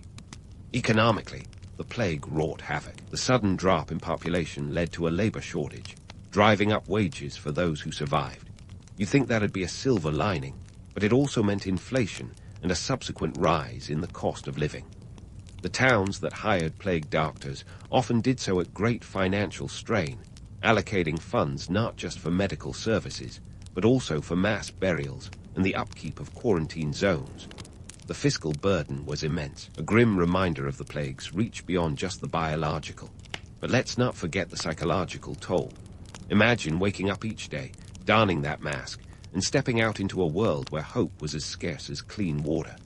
The mental resilience required was staggering. Plague doctors were an early version of first responders, facing unimaginable pressures with little support or understanding of the trauma they endured. They had no mental health days, no therapy sessions to unpack the horrors witnessed. Just another day, another patient, another gamble with fate. Yet, despite these overwhelming challenges, the myth of the plague doctor endures. Perhaps it's the allure of their enigmatic attire, or the idea of a solitary figure standing against the tide of death. But let's be real. Behind the mask was a person just as vulnerable, just as human as the patients they treated. They were not superheroes. They were people doing the best they could with what little they had. In a world where the line between life and death was as thin as a thread, the plague doctor was a symbol of humanity's ongoing struggle against the unknown. They navigated the filth and fear of a society on edge, walking a tightrope of hope and despair. So, the next time you romanticize the life of these medieval medics, remember that behind the bird mask was an individual grappling with the harshest realities of life, armed with nothing but a beakful of herbs and a heart full of hope. And just like that, we've only scratched the surface. There's still more to uncover about the daily grind of these historical figures. We've only begun to unravel the complexities of their existence and the societal dynamics that shaped their world. But don't worry, there's plenty more to explore as we continue our journey through the murky streets and even murkier politics of medieval Europe. Stay tuned for the next chapter in this grim yet fascinating saga, where we'll delve deeper into the world of plague doctors and the society they served, or sometimes tried to survive. So, as we leave behind the grimy alleyways and the unnerving stares of medieval townsfolk, let's zoom out to the political chessboard of Europe. The Black Death wasn't just a health crisis. It was a social and political earthquake, rattling the very foundations of medieval society. Governments, such as they were, found themselves in a bind. They relied on plague doctors not just as healers, but as a Hail Mary pass in a game with death that had no referee. Desperate times called for desperate measures, and by desperate, I mean practically flinging gold at anyone willing to wear a bird mask and play doctor. But let's not give the medieval governments too much credit for foresight. This was a time when centralized governance meant a king trying to keep a patchwork quilt of feudal loyalties from unraveling. Picture trying to herd cats, except the cats have swords and questionable hygiene. The plague didn't just kill people. It decimated armies, emptied treasuries, and turned serfs into newly empowered laborers. In England, for example, the population dropped from about 4 million to 5 million between 1348 and 1350. That's not just a statistic, that's an economic implosion. The power dynamics shifted like tectonic plates under stress. With labor in short supply, surviving workers could demand better wages, and they did. This led to the Peasants' Revolt of 1381, where fed-up laborers wielded pitchforks instead of plowshares. Governments, terrified of losing their grip, tried to enforce wage controls, like the Statute of Laborers in 1351, which aimed to freeze wages at pre-plague levels. Spoiler alert, it was about as effective as a chocolate teapot. In this landscape, plague doctors were a peculiar breed of mercenary healer. They were the poor man's knight, armed not with a lance, but with questionable remedies and a strong stomach.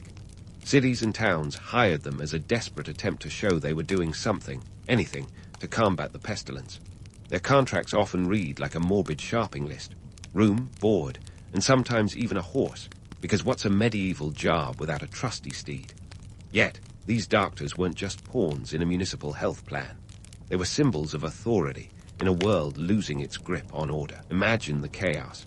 Entire villages wiped out, churches full of the dead, fields untended. The social fabric was fraying faster than a medieval tunic.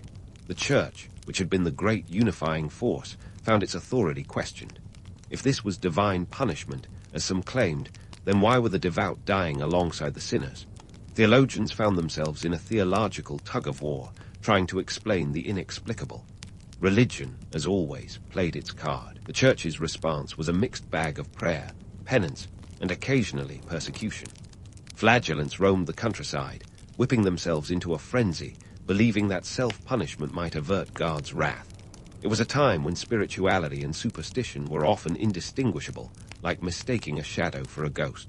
Some towns even accused Jews of poisoning wells, leading to tragic pogroms.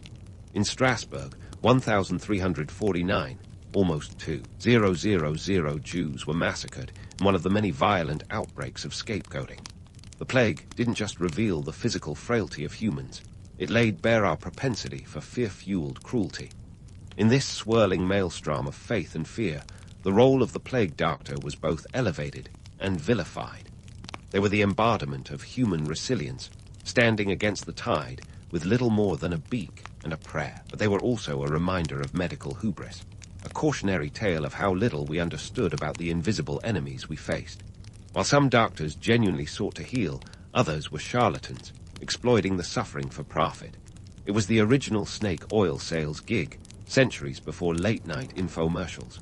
As the plague raged on, the medical profession began to evolve, albeit slowly. By the 16th and 17th centuries, the Renaissance was nudging Europe towards a more scientific view of the world. The Enlightenment was still a few centuries off, but the seeds were being sown. Medical schools started to emerge, like the one in Montpellier, France, which became a beacon of medical education. This shift gradually made the role of the plague doctor obsolete as more educated physicians began to take the reins.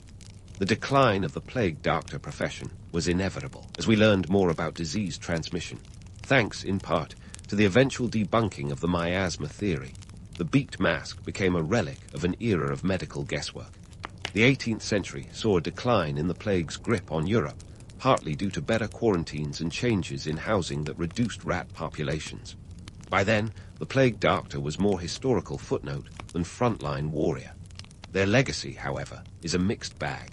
On one hand, they are a testament to human resilience, a reminder that even in the darkest times, there are those who will don the mask and face the unknown.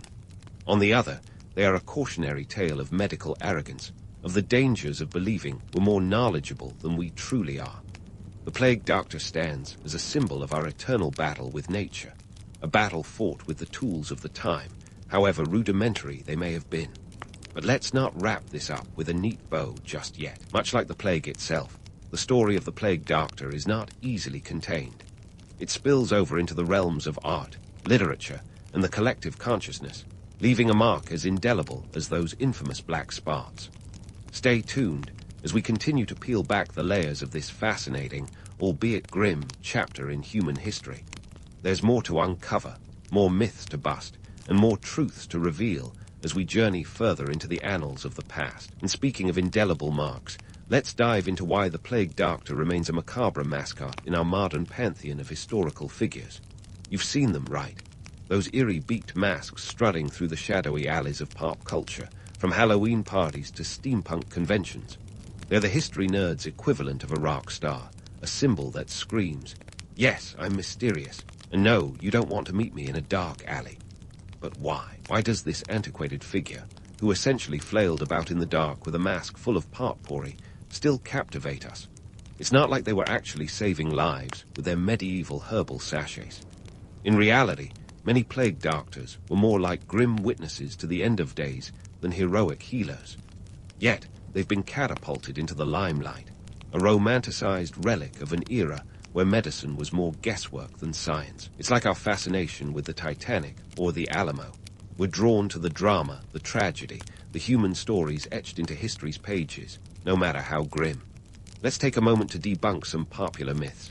The most enduring one, that these doctors were the creme de la creme of medieval medicine. In truth, their qualifications often ranged from "I've read a book" to "I'm not squeamish around blood." Bird mask wasn't an early attempt at PPE, but rather an act of desperation, a misguided stab in the dark at beating the miasma theory into submission. And yet, despite their lack of efficacy, these masks have become an iconic image, as much a part of the plague narrative as the disease itself. Financially, the role was as perilous as it was lucrative. Sure, surviving a plague doctor stint might mean leaving with your pockets lined, but only if you dodged the Grim Reaper. In the 17th century, One Venetian doctor noted he received 30 florins per month, which was decent coin for the time. But let's remember, this was hazard pay for a job with a mortality rate that rivaled skydiving with a faulty parachute. So, while they may have been paid handsomely, they were also playing Russian roulette with a chamber full of bullets.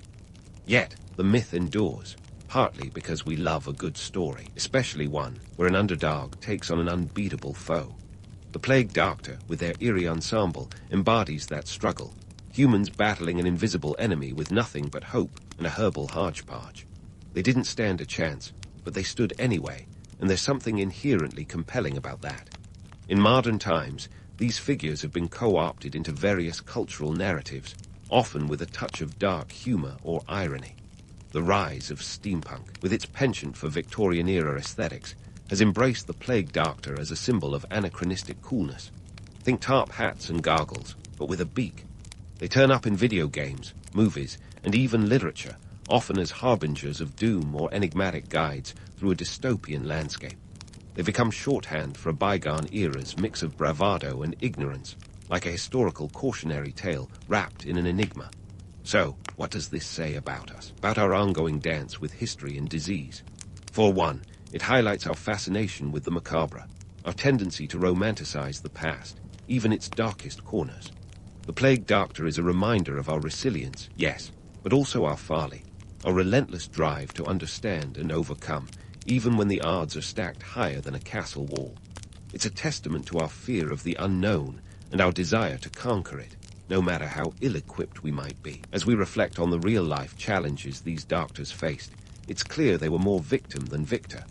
They waded through the muck of medieval society, battling not just disease but misinformation and superstition, armed with little more than a mask and a prayer. Their presence was as much about the illusion of action as it was about actual medical intervention, a comfort, however small, in a world spiraling out of control. In the grand tapestry of history, Plague Doctor is a thread woven with irony and resilience. They stand as a symbol of humanity's perennial struggle against nature's whims, a reminder that even in our darkest hours, we find ways to fight, however flawed our methods might be. They remind us that history isn't just a series of dates and events, but a reflection of the human condition, rife with courage, ignorance, and the occasional stroke of genius. So, the next time you see that iconic beak mask, whether it's haunting a Halloween party or adorning a steampunk aficionado, remember the true story behind the myth. It's a tale of human tenacity and fallibility, of a profession that was as much about survival as it was about service. The Plague Doctor is both a relic of our past and a mirror to our present, reflecting our enduring fascination with the battle between life and death. And as we close this chapter, let's tip our hats, or masks, to these enigmatic figures, who remind us that even in the face of overwhelming odds, humanity's spirit never truly fades. In 1592, the world was introduced to Khurram, a lad who would later be known as Shah Jahan, the Mughal emperor with a penchant for grand architectural statements, namely the Taj Mahal. But before we get to the marble wonderland, let's rewind to his childhood, which was less happily ever after and more reality TV family drama. Born to Prince Jahangir, who was more famous for his love of wine and opium than fatherly affection, Khurram had a front-row seat to a household in constant political turmoil. The Mughal dynasty wasn't exactly the kind of place where you could relax with a good book and a cup of chai. Here, family gatherings were more like a chess game where everyone hoped to be a king and no one wanted to end up as a pawn. Khurram, with his sharp mind and even sharper elbows, quickly learned that survival meant navigating a treacherous web of alliances, rivalries, and the odd poison plot. Think more House of Cards and less Little House on the Prairie. Now, Jahangir, Khurram's dad, had a bit of a love-hate relationship with the throne. He loved ruling but hated the responsibilities, which made him a classic do as I say, not as I do kind of guy. Khurram observed this balancing act and realized that if he ever wanted to sit on the big seat himself, he'd need to outmaneuver not just one but 3 brothers, all of whom fancied themselves as emperor material. Sibling rivalry in the Mughal court made the Lannisters look like amateurs. There was Khusrau, the elder brother, who was the kind of guy who'd steal your lunch money and then expect you to thank him for it. In 1606, Khusrau rebelled against their father Jahangir, thinking he could snatch the throne early. Spoiler alert, it didn't end well for him. After a failed coup, Khusrau was captured and blinded, Jahangir's version of a disciplinary timeout. Khurram, ever the opportunist, took notes on how not to stage a rebellion. With Khusrau out of the picture, Khurram's biggest competition was his own ambition. He was a natural at the political game, charming the court with his charisma and knack for strategy. It's like he had a built-in GPS for political survival. Meanwhile, the other brothers, Parviz and Shahryar, were busy trying to figure out how to make a splash in the royal pool without drowning. Parviz was too busy partying to bother with serious politicking, and Shahryar, well, he was basically the court's designated also-ran. Khurram's mother, Jagat Gharseni, wasn't just a pretty face either. She was a Rajput princess with her own political savvy, which she passed on to her son. She taught him how to read people like a book, a skill that would serve him well when the daggers came out, metaphorically and literally. In a court where alliances could change faster than you could say imperial decree, Khurram learned early on that trust was a rare commodity. As the years rolled by, Khurram's reputation as a young prince to watch grew. He was known for his military prowess, having led successful campaigns that expanded Mughal territories. By 1617, he had earned the title of Shah Jahan, which means King of the World.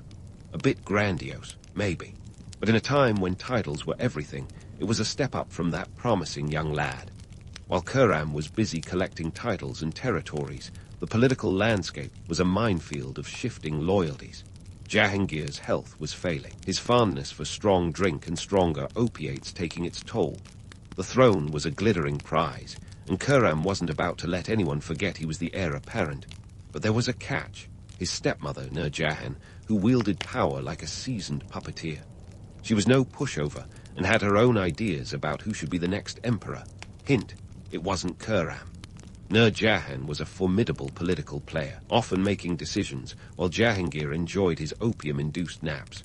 She had a soft spot for her son-in-law Shahryar, which put him in the running for the throne despite his lackluster credentials. For Khurram, this was like having a thorn in his side, but he knew better than to underestimate her influence.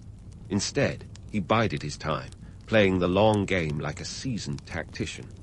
The Mughal court, with its blend of opulence and danger, was a theater of power plays and intrigue.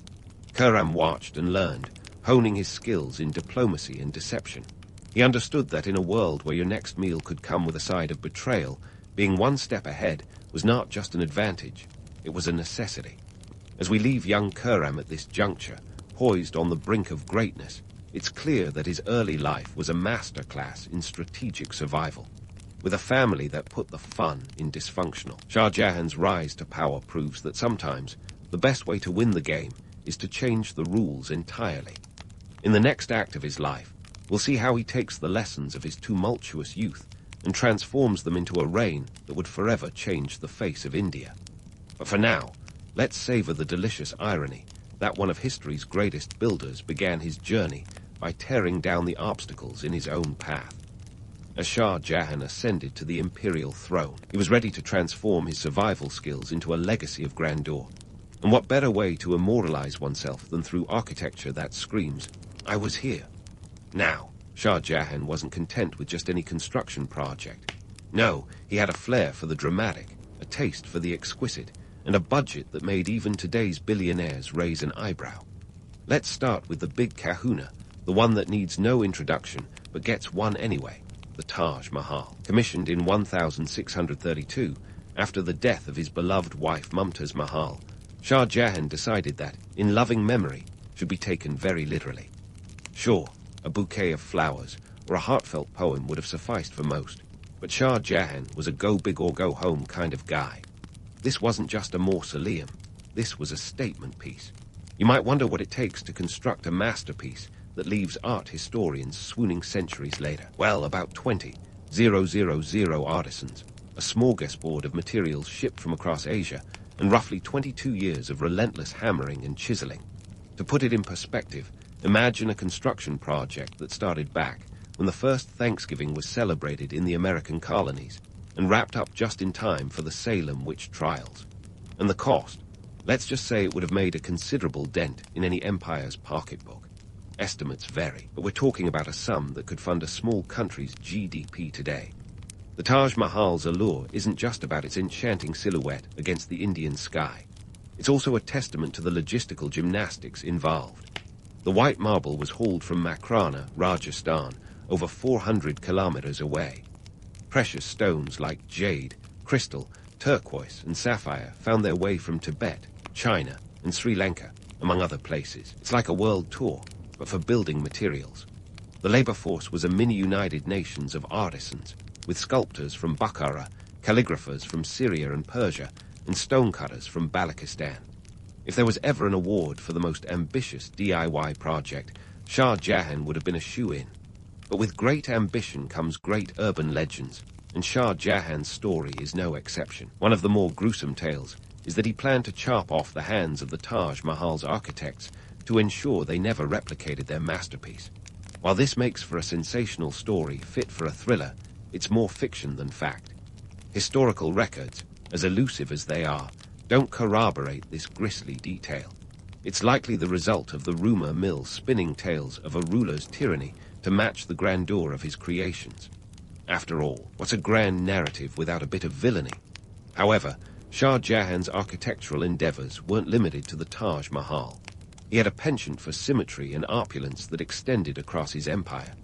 The Red Fort in Delhi, another feather in his architectural cap, was a fortress and a statement of imperial power. Built between 1638 and 1648, this sprawling complex was a blend of red sandstone and white marble, a visual metaphor for his reign, both enduring and exquisite. The fort became the nucleus of political affairs, a place where Shah Jahan could survey his empire like a chessboard, moving pieces in the game of power. The economic implications of his building spree were significant. The Mughal treasury was vast, thanks to a robust system of agriculture taxes and trade revenues. But even with deep coffers, keeping the empire's finances in the black was no small feat. Shah Jahan's projects didn't just consume resources, they demanded constant replenishment. It was like running a luxury car, impressive to behold, but the maintenance could be a nightmare. Yet, his architectural ambitions served more than just aesthetic purposes. They were a means of unifying a diverse empire under a single, awe-inspiring vision. The Mughal Empire was a melting pot of cultures, languages, and religions, and Shah Jahan's buildings acted like cultural glue, showcasing a blend of Persian, Islamic, and Indian influences. Still, it's worth remembering that the grandeur we admire today came at a cost. For the countless laborers and artisans, the construction of these monuments was backbreaking work, with little recognition beyond the satisfaction of a job well done. Their stories, mostly untold, are the silent echoes within the marble halls and sandstone walls. While Shah Jahan's name endures, theirs are lost to history's shadows, a reminder that behind every great achievement are those who toil in obscurity. As the scaffolding came down and the finishing touches were made, Shah Jahan's empire gleamed with new architectural jewels. Yet, as any student of history knows, the story of a ruler doesn't end with the completion of a building. The very structures that were meant to immortalize his reign would soon witness the turbulence of the years to come. But that, dear listeners, is a tale for another time. For now, we leave Shah Jahan gazing at his creations, unaware of the seismic shifts that would eventually unsettle his carefully crafted legacy. As Shah Jahan surveyed his architectural marvels gleaming under the Indian sun, he must have felt like the king of opulence. But while the emperor was busy constructing monuments that screamed, "Look at me," the empire's coffers were quietly whispering help. You see, Shah Jahan's reign was a masterclass in living large while the fiscal reality slowly crept up like a shadow at noon. Let's take a stroll through the Mughal court, a place where luxury wasn't just a lifestyle, it was practically a requirement. Silk, jewels, gold, these weren't just adornments. They were the uniform. Shah Jahan's court was the 17th century equivalent of a high-fashion runway, with enough bling to rival a modern-day award show. His throne, made of solid gold, encrusted with priceless gems, and named the Peacock Throne. Because when you're a Mughal emperor, even your furniture has to have a stage name. But all this splendor came at a price, not just in gold, but in something far more precious: stability. The empire's economy, fueled by agriculture and trade, was robust on paper, sure. However, maintaining such grandeur required more than just a thriving marketplace. It demanded a constant influx of revenue. And when your spending habits resemble a Hollywood blockbuster budget, a little belt-tightening isn't just advisable, it's essential. Enter the tax hikes. Shah Jahan's need for cash led to increased taxes on agriculture, the backbone of the empire's economy. Peasants, who were already scraping by, found themselves squeezed tighter than a lemon in a juicer as the state demanded more than their fair share. The revenue system, known as the ZAP system, was designed to ensure efficiency in collection, but in practice, it often left farmers in the lurch. It's the classic tale of the rich getting richer while the poor foot the bill, a narrative as old as time. While Shah Jahan's empire sparkled with new constructions, the economic strain was like a termite slowly gnawing away at the foundations. The emperor's penchant for luxury wasn't just an indulgence, it was a statement of power. In a diverse empire held together by a patchwork of alliances and conquests, a display of wealth was also a show of strength. But the delicate balance between opulence and overextension was a tightrope walk that even the most skilled acrobat might wobble on. Let's not forget the palace intrigue that simmered alongside this economic tightrope act. Shah Jahan's court was a hotbed of gossip, power plays, and backroom deals. If you think your office politics are bad, try navigating a court where a wrong move could cost you more than just your job. His sons, like any good heirs, were already eyeing the throne, each with ambitions as grand as their father's buildings. Aurangzeb, the third son, was one to watch. Known for his sharp mind and even sharper political maneuvers, he was playing the long game, much like his father had done years before. Then there was Dara Shikoh, the crown prince, more philosopher than politician, who believed in a more spiritual and inclusive approach to rule. It was the classic sibling rivalry, but with higher stakes than a holiday turkey carving contest. The court was a stage, and everyone played their part in this grand Mughal drama. But behind the velvet curtains, the empire's fiscal health was less than robust. While the glitter of the court dazzled visitors, the empire's economic underbelly was a different story. Trade routes that once flowed with goods were now burdened by increased tariffs. Merchants grumbled as their profits dwindled under the weight of imperial demands. It was like having a golden goose, but demanding so many eggs that it could barely keep up. Meanwhile, the empire's borders were under constant pressure. Shah Jahan's military campaigns, though often successful, were a drain on resources. Expanding the empire meant more than just planting a flag. It required garrisons, administration, and of course, more funds. The irony was that while Shah Jahan's reign was marked by expansion, the very growth that signified success also sowed the seeds of future challenges. It's like conquering a cake, only to realize you now have to bake it too. The emperor's focus on grandeur and expansion left little room for addressing the needs of the common people. While the court reveled in its own magnificence, droughts and famines were not uncommon across the land. The contrast between the emperor's lavish lifestyle and the plight of his subjects was as stark as a diamond against a dark velvet backdrop.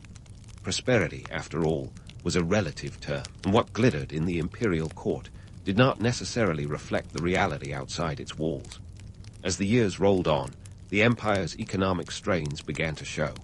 The very monuments that Shah Jahan erected as symbols of his legacy were a reminder that even the greatest of empires could not escape the laws of economics.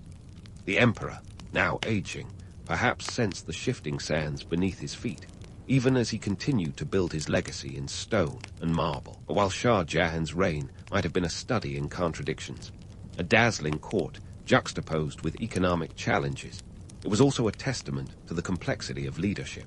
He was a ruler who sought to leave his mark on history, even if it meant borrowing against the future. As his empire shimmered with the glow of his achievements, the underlying currents of change were already beginning to stir. And so, as we pause in this chapter of Shah Jahan's life, remember that the story of an emperor is never just about the leader. It's about the empire they shape and the people who live in its shadow. The beauty of his reign lay in its contradictions, the grandeur and the grit, the vision and the vulnerability. As we look to the next chapter, we'll see how the threads of Shah Jahan's legacy begin to unravel, setting the stage for a new era in the Mughal saga. But that's a tale for later. For now, let's leave the emperor amidst his splendor, aware that even the most glorious reigns must eventually confront the realities of their own making. As the twilight of Shah Jahan's reign crept in, the emperor found himself confronted with a more personal brand of turbulence, one that neither architecture nor opulence could stave off. An empire, after all, is only as stable as its ruler. And when the ruler's health starts to falter, well, let's just say the vultures begin to circle. By the 1650, Shah Jahan's physical condition was as creaky as an old wooden bridge in monsoon season.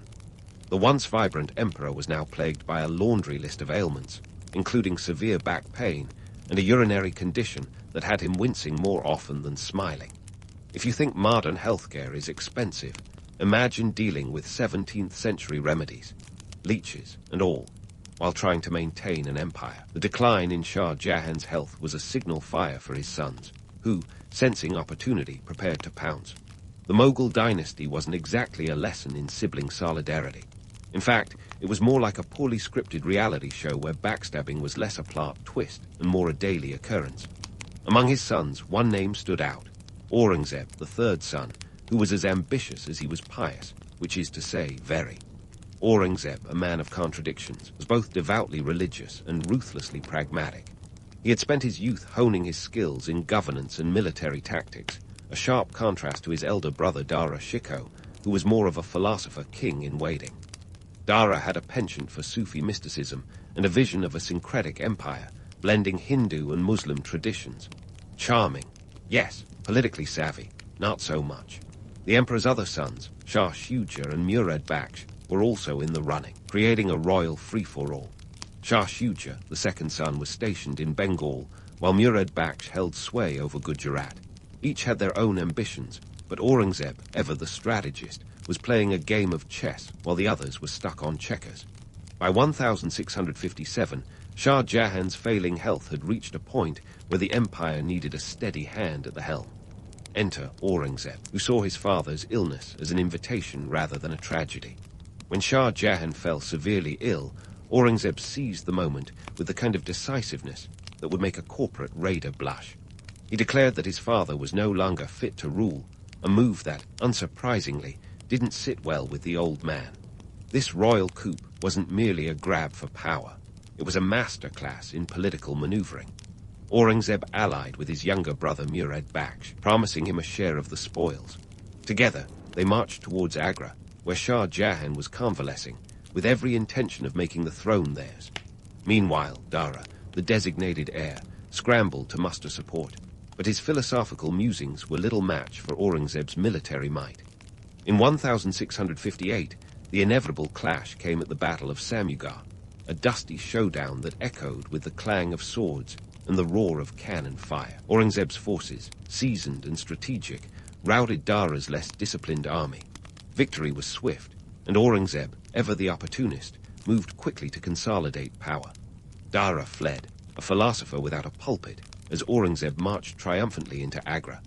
With Shah Jahan under house arrest in the luxurious confines of Agra fort, Aurangzeb wasted no time proclaiming himself emperor. You might think that larking up your dad would make for awkward family dinners, but in the Mughal court, it was just another Tuesday. Shah Jahan, now a prisoner in his own palace, spent his remaining years gazing longingly across the Yamuna River at his beloved Taj Mahal, the monument to his lost love and his waning glory. Aurangzeb's ascendancy marked a new era for the Mughal Empire, one that would be as controversial as it was consequential. Known for his conservative policies, Aurangzeb rolled back many of the syncretic elements his predecessors had embraced. He reimposed the jizya tax on non-Muslims and took a hard line on religious orthodoxy, steering the empire into choppier waters. The economic strains that had simmered under Shah Jahan were exacerbated by Aurangzeb's relentless military campaigns. His expansionist zeal led to prolonged conflicts in the Deccan and against the Marathas, a formidable foe led by the charismatic Shivaji. Aurangzeb's determination to subdue these regions drained the imperial coffers and stretched the empire's resources thin, like a regal robe that's suddenly 2 sizes too small. But before we paint Aurangzeb as the villain of the piece, it's worth noting that his reign was not without its complexities. He was a skilled administrator, known for his austerity and discipline. He banned court festivities and luxury items, a stark departure from his father's extravagant legacy. For Aurangzeb, austerity wasn't just a policy. It was a principle, even if it made him about as popular as a tax collector at a birthday party. Underneath the layers of political intrigue and familial betrayal, the story of Shah Jahan's later years is a reminder of the transient nature of power, a cautionary tale of ambition and mortality wrapped in the grandeur of an empire. As the once mighty emperor lived out his days in seclusion, the empire that bore his signature was reshaped by the very son who had unseated him. Irony, it seems, has a flair for the dramatic. The twilight of Shah Jahan's life was spent in reflection, perhaps pondering the irony of building monuments meant to withstand time while his own legacy crumbled. But even as he watched the sun set over the Taj Mahal, Shah Jahan's story was far from over. The Mughal Empire, a vast tapestry of ambition and artistry, continued to weave its intricate patterns, each thread a testament to the triumphs and tragedies of its rulers. As we close this chapter, remember that history is a living, breathing entity, shaped by those who dare to dream and those who dare to seize. Shah Jahan's reign, marked by its grandeur and its flaws, remains a testament to the enduring complexity of leadership. And while the emperor's life may have ended in confinement, his legacy, like the marble masterpiece he left behind, continues to captivate and confound, a story as timeless as the empire itself. As Shah Jahan spent his final years gazing at the Taj Mahal from his gilded cage, the emperor's legacy was already being etched into history. You see, while the marble monument stood as a testament to his love and ambition, the empire he left behind was more of a fixer-upper than a finished masterpiece. It's like building a stunning house, but forgetting to pay the mortgage. Eventually, something's got to give. Shah Jahan's confinement in Agra Fort wasn't exactly a budget vacation. He was surrounded by luxury, but even the richest silks and finest foods couldn't mask the bitter taste of betrayal. The once vibrant court life was reduced to a shadow play, with Aurangzeb pulling the strings from the throne. Meanwhile, the emperor, now more a relic than a ruler, was left to contemplate the empire's future, or lack thereof. The Mughal Empire under Aurangzeb was a study in contrasts. On one hand, there was an undeniable expansion of territory. Aurangzeb, with his rigorous military campaigns, stretched the empire to its greatest geographical extent. Imagine an empire reaching from the snowy peaks of Kashmir to the sandy shores of the Indian Ocean, a real estate agent's dream. Yet, for all the new land, there was a fundamental instability that couldn't be papered over with conquest. Aurangzeb's stringent policies and relentless campaigns were a double-edged sword. They drained the treasury faster than you could say imperial overdraft. The Mughal coffers, once brimming with the spoils of trade and agriculture, now resembled a family budget after a holiday shopping spree. It's the classic tale of biting off more than you can chew and then wondering why you're choking. Meanwhile, Shah Jahan's architectural legacy continued to cast a long shadow. The Taj Mahal, with its ethereal beauty, was both a blessing and a curse. It drew admirers from across the globe, cementing Shah Jahan's name in the annals of architectural genius. But it also highlighted the contrast between the empire's past grandeur and its current turmoil.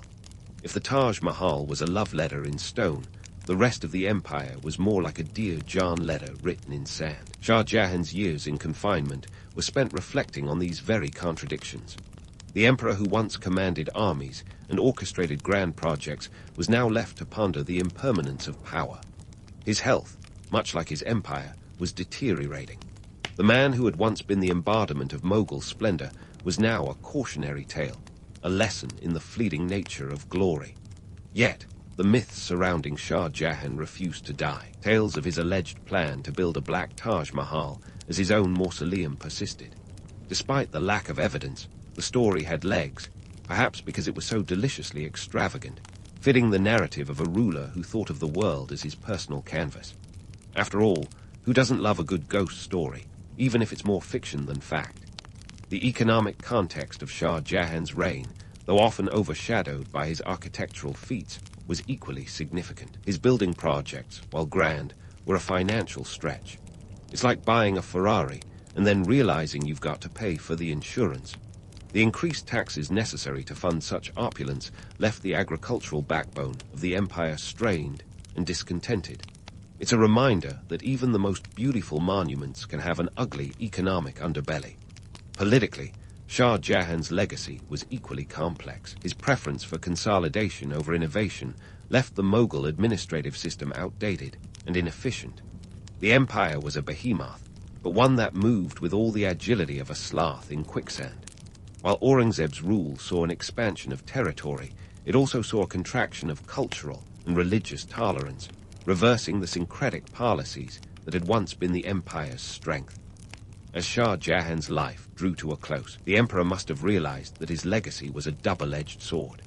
The Taj Mahal, his crowning achievement, was a testament to his love for Mumtaz Mahal and his vision as a ruler. Yet, it also stood as a reminder of the financial and political challenges that his reign had bequeathed to his successors.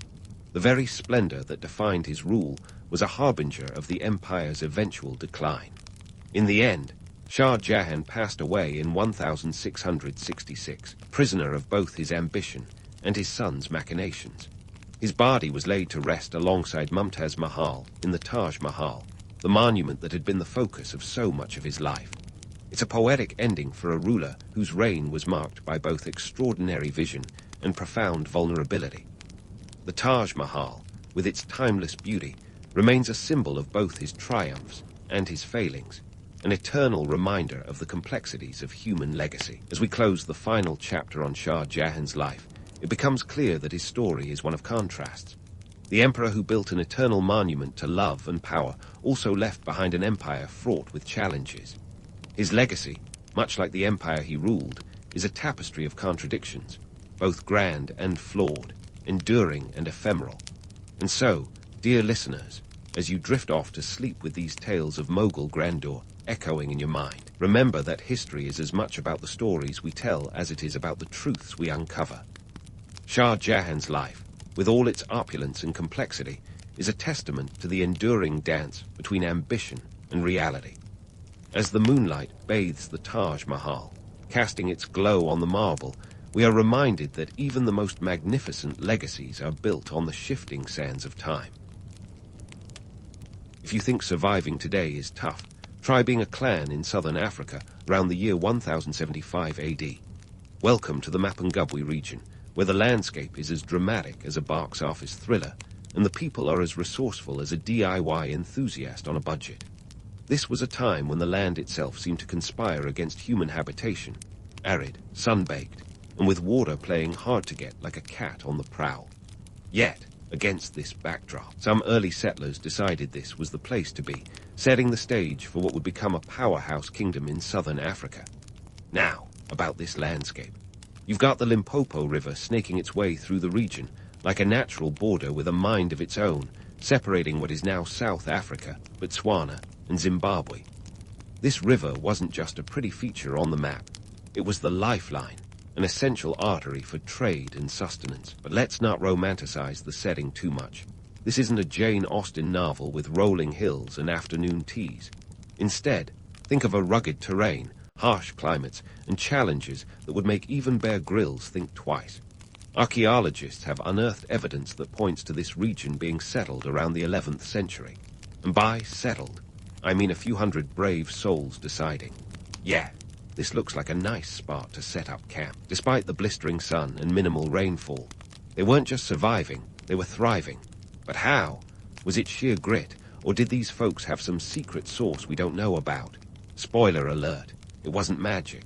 It was clever resource management, a trait that might make our modern eco-enthusiasts nod in approval. These early settlers were not just randomly scattering seeds and hoping for the best. They were utilizing every trick in the ancient agricultural playbook. Terracing, for example, was their secret weapon, allowing them to manage water and cultivate crops on the slopes. This technique wasn't invented here, but it was certainly perfected. And those who think sustainable practices are a 21st century invention might be surprised to learn that Mapungubwe was already on it over 1,000 years ago. Now, let's talk about the finds that have got archaeologists buzzing like bees in a botanical garden. Artifacts dating back to 1075 AD reveal not just a society, but a budding civilization with a flair for organization.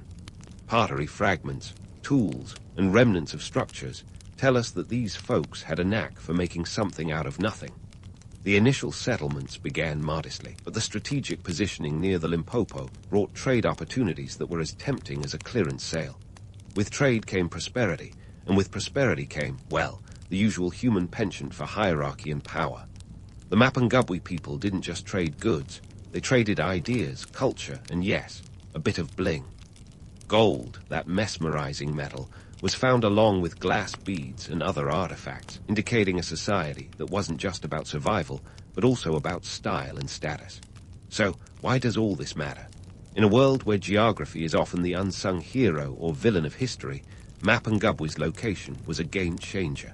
It sat at a crossroads of cultures and trade routes, a kind of ancient economic hotspot. This wasn't just some backwater village. It was a budding metropolis in the making, poised on the cusp of becoming something much greater. And that's how you transform an arid landscape into the foundation of a kingdom. The Mapungubwe settlers didn't just make do. They made history, laying the groundwork for a society that would eventually influence trade routes and cultural exchanges across southern Africa. In a way, they were the original influencers, without the social media, but with plenty of social savvy. In the end, the rise of Mapungubwe is a testament to human ingenuity and resilience. It's a story of how people, against all odds, turned a harsh environment into a thriving community. As we delve further into the journey of this kingdom, keep an eye on how these early decisions set the stage for a society that would punch well above its weight in the centuries to come. But for now, let's appreciate the cleverness of those ancient settlers who looked at the harsh landscape and said, "Challenge accepted." So, as we tip our hats to those early Mapungubwe pioneers who turned an inhospitable landscape into a thriving settlement, let's dive into the economic engine that powered this kingdom. Picture it. The year is roughly 1220 AD, and Mapungubwe is the place to be if you're anyone who's anyone in southern Africa. Forget Silicon Valley. This was the OG hotspot for networking. And by networking, I mean controlling the trade routes that crisscross the continent like a web spun by a particularly ambitious spider. At the heart of Mapungubwe's rise, gold. Shiny, alluring, and as magnetic as a pop star on a world tour. Wealth in the form of gold flowed through Mapungubwe like water through a sieve. To put numbers to the allure, archaeological digs have unearthed over 100,000 gold artifacts in the area. These weren't just petty trinkets. They were the bling of the day, symbols of power and status that would make today's jewelry collectors swoon. But it wasn't just about hoarding gold like a dragon on a pile of loot. The Mapungubwe people were savvy traders. They knew that gold could be their ticket to a wider world of commerce. Imagine a bustling market where traders hawked goods from as far away as China and Persia. Glass beads, textiles, and ceramics were exchanged for Mapungubwe's gold and ivory, making this kingdom a hub of international trade. And ivory, well, that was the other precious commodity, the white gold of its time. Elephants roamed the region, and their tusks were as valuable as, well, you guessed it, gold. The kingdom's strategic location at the confluence of trade routes meant that it wasn't just a passive participant in trade, it was the gatekeeper. Goods that passed through Mapungubwe were taxed, and these taxes filled the coffers of its rulers, fueling the kind of wealth that could build societies and fund armies. This wasn't just a local economy, it was southern Africa's Wall Street, with all the accompanying drama and power plays. But let's not get carried away on a cloud of prosperity and trade winds. While the upper echelons of Mapungubwe society were living in what might be considered luxury, the average citizen was not exactly lounging on a chaise long eating grapes. The kingdom had a strict hierarchy, and the wealth distribution was about as fair as a rigged carnival game. Most people were engaged in agriculture or labor-intensive tasks, and they weren't exactly taking home golden paychecks. Daily life for the average Mapungubwe resident was a grind, quite literally. They were involved in subsistence farming, and while the terrace farming was innovative, it was still hard work under a relentless sun. The romantic notion of Mapungubwe as a utopia is just that, a notion. The reality was a society with a clear divide between the haves and have-nots, a theme as old as time itself. And about those palatial residences, yes, there were indeed stone structures, but they were reserved for the elite. The majority lived in modest homes, constructed from wood and thatch. The grandeur of the hilltop residences was a testament to the power of the ruling class and a visual reminder of the social stratification that existed. If you were one of the bigwigs of Mapungubwe, you had a view that could rival any modern penthouse, except your neighbors were more likely to be lions than other high rollers. So, while Mapungubwe certainly had its golden age, it was not the egalitarian paradise some might imagine. Kingdom's power and influence came with all the usual trappings of human society: ambition, inequality, and a fair amount of political maneuvering. Yet, it was this very complexity that made Mapungubwe a force to be reckoned with in its time. As we continue to explore the rise and eventual decline of Mapungubwe, it's important to remember that history is rarely black and white. The story of this kingdom is one of contrasts, a place where wealth and poverty coexisted, where innovation thrived alongside tradition, and where the forces of geography shaped human destiny. Stay tuned as we dig deeper into the political intrigues and cultural exchanges that defined this fascinating chapter of Southern African history. The tale of Mapungubwe's political structure is like peeling an onion, layer after layer of intrigue, power, and occasionally tears. This wasn't just a bunch of folks casually deciding who would call the shots. It was a finely tuned machine, with each cog carefully placed to keep the kingdom from spiraling into chaos. At the top of this hierarchy was the king, a figure shrouded in as much mystery as a masked superhero, but with a little less spandex and a bit more gold. Kings in Mapungubwe were not just glorified figureheads. They were the real deal, wielding power like a maestro conducts an orchestra. But let's not get too starry-eyed. While the legends paint them as benevolent sages, often it's the cunning and political savvy that deserve a standing ovation.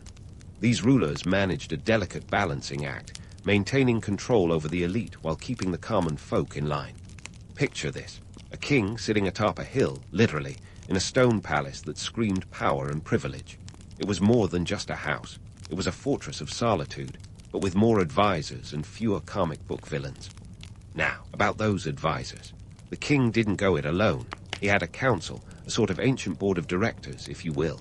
Their job, to help steer the kingdom through the choppy waters of politics and trade. These were the people you wanted on your side, not just because they were wise, but because they controlled the levers of power. Think of them as the original influencers, wielding as much sway as a viral Instagram post. But what about the kings themselves? Were they truly the magnanimous rulers that tales suggest? Well, the truth is, ruling a kingdom like Mapungubwe required a Machiavellian touch.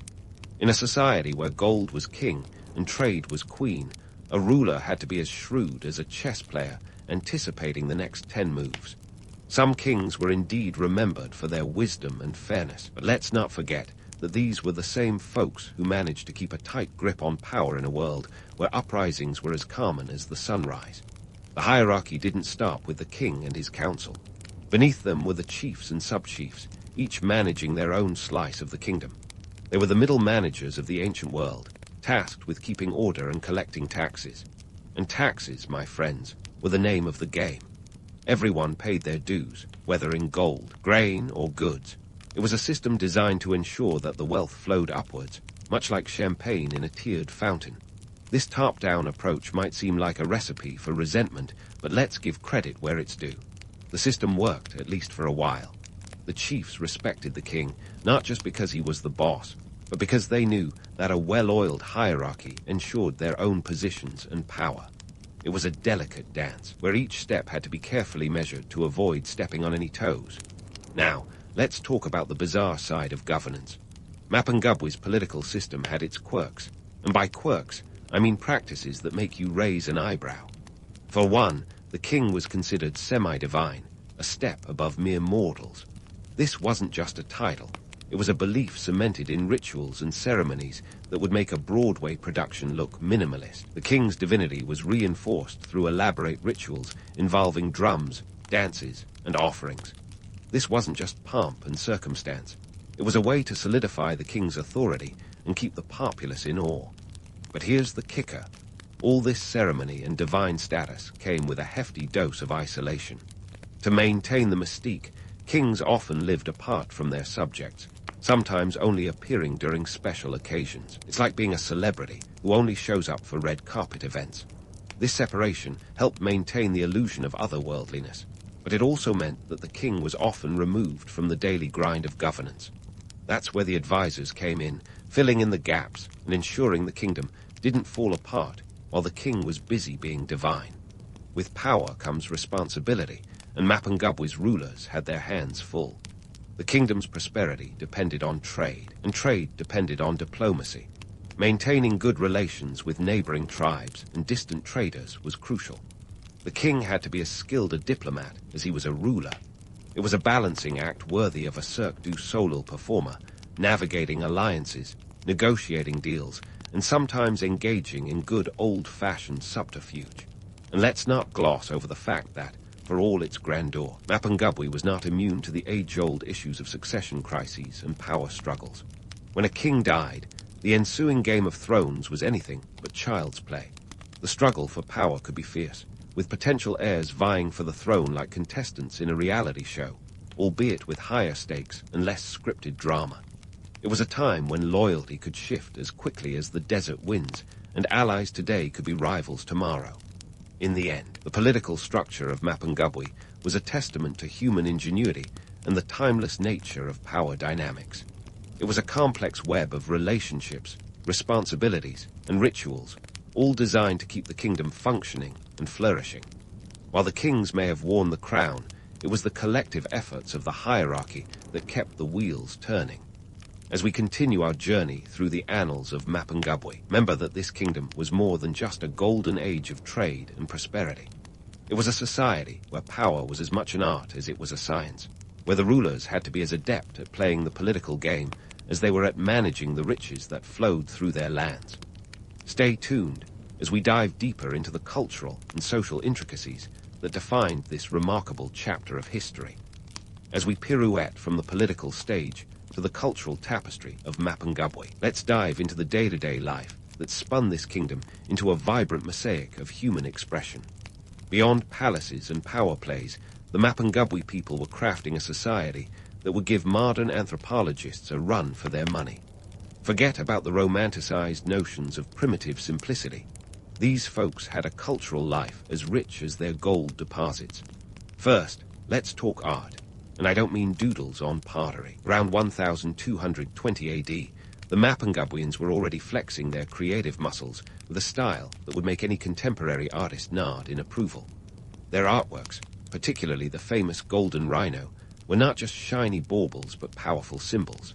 They represented strength and were likely used in rituals that danced the line between the sacred and the social.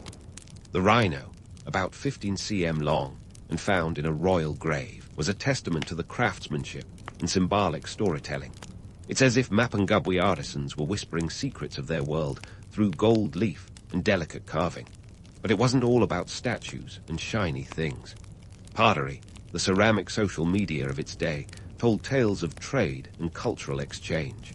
Patterns found on Mapungubwe pottery suggest influences from as far afield as the Swahili coast, indicating a cultural dialogue bustling with more emojis than a teenager's smartphone. This wasn't just decoration. It was a canvas of communication, revealing how ideas and aesthetics flowed along with the goods. And then there was music. While we may not have recordings of their greatest hits, the presence of musical instruments like whistles and drums, unearthed by archaeologists, suggests that the Mapungubwe people likely knew how to throw a bash. These instruments would have been integral to ceremonies and celebrations, possibly even forming the backbone of their own brand of pop culture.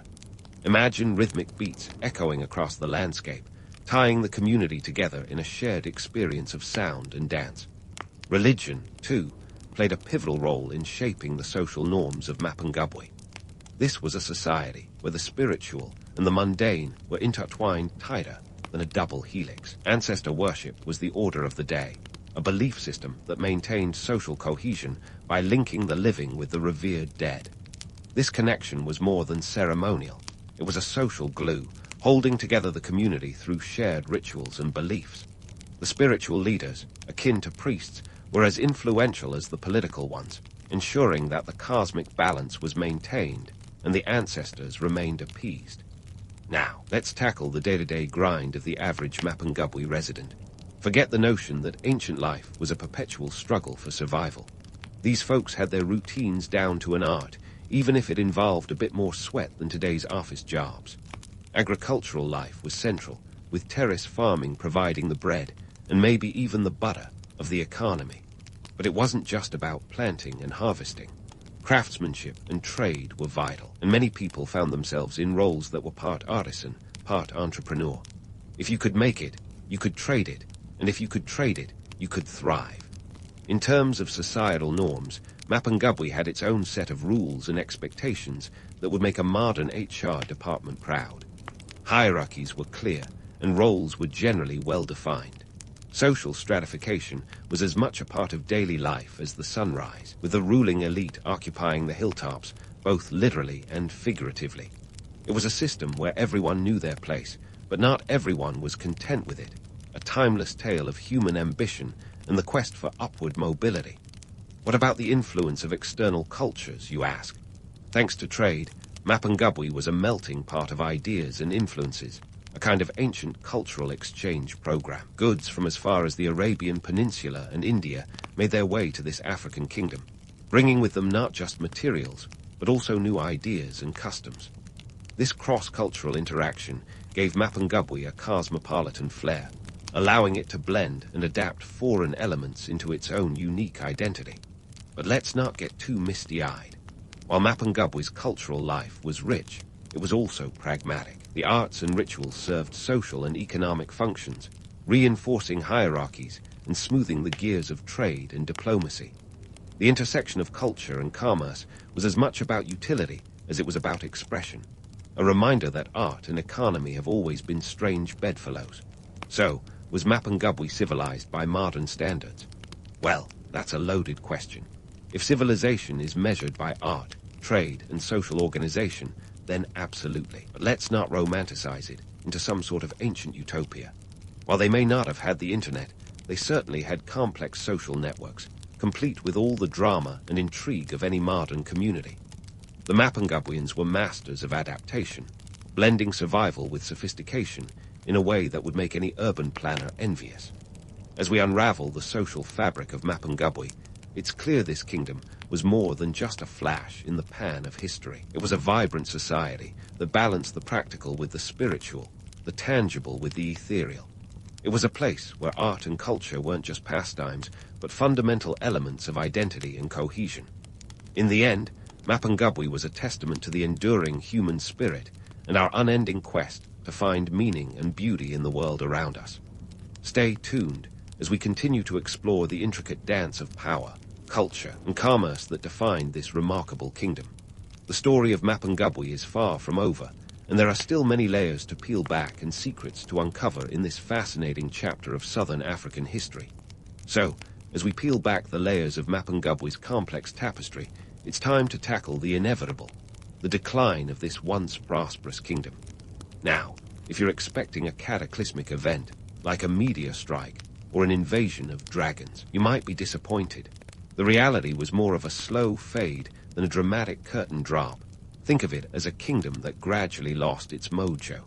And for those of us who love a good origin story, the decline is just as important as the rise, because it holds lessons that are as relevant today as they were back then. First, on the docket, environmental pressures. You see, the very geography that once gave Mapungubwe a leg up in trade and agriculture started showing its more sinister side. The kingdom was no stranger to the whims of nature, but around the 13th century, things took a turn for the worse. With climate shifts leading to less predictable rainfall, the once lush terraces began to struggle. It's like Mother Nature decided to hit the snooze button on the rain, leaving crops to wither and water supplies to dwindle. If you think that sounds eerily familiar, it's because it is. Climate change has been a party crasher since long before it became a headline. But that wasn't the only hiccup.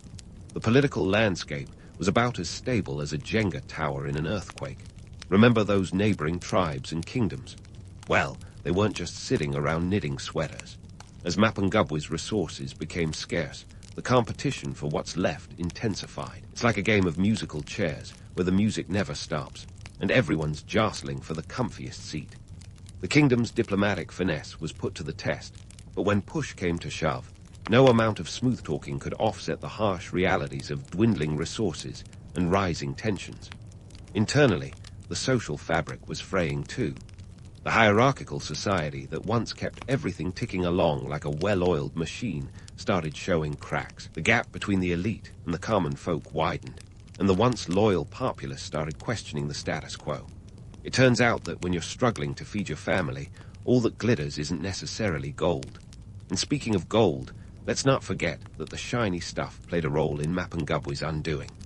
As trade routes shifted and new economic centers emerged, the kingdom's monopoly on gold waned. No longer the gatekeeper of southern Africa's precious metals, Mapungubwe found itself slipping out of the lucrative trade loop. It's like being the hot new band one minute and finding out you've been replaced by the next big thing the next morning. The final nail in the coffin, the rise of Great Zimbabwe, a kingdom to the north that started to hog the limelight. With its impressive architecture and strategic location, Great Zimbabwe was like the new kid on the block who suddenly became the talk of the town. As traders and artisans migrated northwards, Mapungubwe's influence waned, leaving behind a landscape of abandoned terraces and silent palaces. Now, before we paint too bleak a picture, let's tackle the romantic notion of Mapungubwe as a lost golden age. Sure, it's tempting to imagine a utopia that met an untimely end, but the truth is more nuanced. Mapungubwe was a society as complex as any modern nation, with its share of triumphs and tribulations. It was a place of innovation and creativity, but also of inequality and conflict, a reminder that no society is perfect, no matter how shiny it looks from a distance. So, why does the rise and fall of Mapungubwe matter today? For one, it's a testament to the resilience and ingenuity of human societies. It's about how we adapt, innovate, and sometimes stumble in the face of challenges. The environmental pressures that played a role in Mapungubwe's decline are a stark reminder of our current climate crisis, a call to action that echoes through the corridors of history. Moreover, the story of Mapungubwe challenges us to look beyond the romanticized past and embrace a more balanced view. It's about acknowledging both the achievements and the flaws, understanding that history is rarely black and white. The kingdom's legacy is not just in the gold artifacts unearthed by archaeologists, but in the lessons it offers about sustainability, governance, and the human spirit. In the end, Mapungubwe was a society that thrived against the odds, weaving a narrative of complexity and contradiction. It was a kingdom where art met commerce, where power was as much about perception as it was about politics. And while its story may have ended, its lessons continue to resonate, offering a mirror in which we can reflect on our own challenges and triumphs. As we close the book on Mapungubwe, let's carry forward its legacy, not as a lost golden age, but as a vibrant chapter in the human story.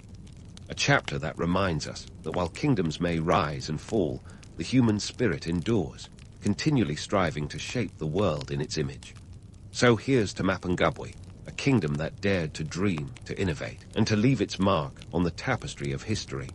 And isn't that, after all, what makes history so endlessly fascinating? So you're strapping on your armor in the chilly Nordic dawn, and you're not just any warrior. You're a Viking Shieldmaiden, a role as steeped in mystery and legend as the northern mists themselves. Forget about the Hollywood cliches of horned helmets and endless pillaging. This is the real deal, grounded in archaeological finds and sagas that whisper your name through the ages. First, let's talk about those origins. The term Shieldmaiden pops up in Old Norse literature, with the likes of Saxo Grammaticus throwing names like Lagertha into the ring. These women weren't just a figment of a skald's imagination. Archaeological digs in places like Birka, Sweden, have revealed graves where women were buried with full warrior regalia. We're talking swords, shields, basically the whole medieval enchilada. In one grave, they even found a board game. Because what's a warrior without some downtime strategy? Now, Viking society wasn't exactly a feminist utopia, but it did allow for some impressive female agency, especially when you compare it to the rest of medieval Europe. Women could own property, request a divorce, and even reclaim dowries. Not exactly gender equality as we know it, but leagues ahead of some of their European counterparts who were busy being chattel. The key here is flexibility. Viking roles were more fluid, both in the social and economic spectrum. And let's not forget the economics of the Viking world. The Norse were not just warriors, but traders and farmers. Their society depended on agriculture, with women playing a crucial role in the production line. From milking cows to brewing ale, women were indispensable. The Vikings had a word for it: husfryer, the lady of the house, who basically ran the domestic show. But if you were a shield maiden, your role wasn't confined to the hearth.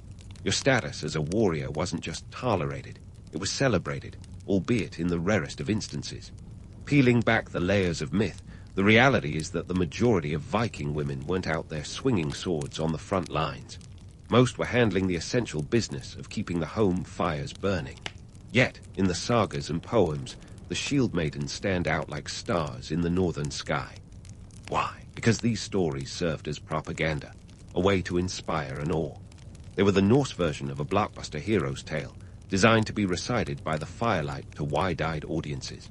Let's chew on some societal roles for a second. The Viking Age, roughly 793 to 1066 AD, was a time when social structures were as dynamic as a longship cutting through the waves. Men and women operated in distinct but occasionally overlapping spheres. While men were often the face of raids and trade expeditions, women could wield considerable influence at home.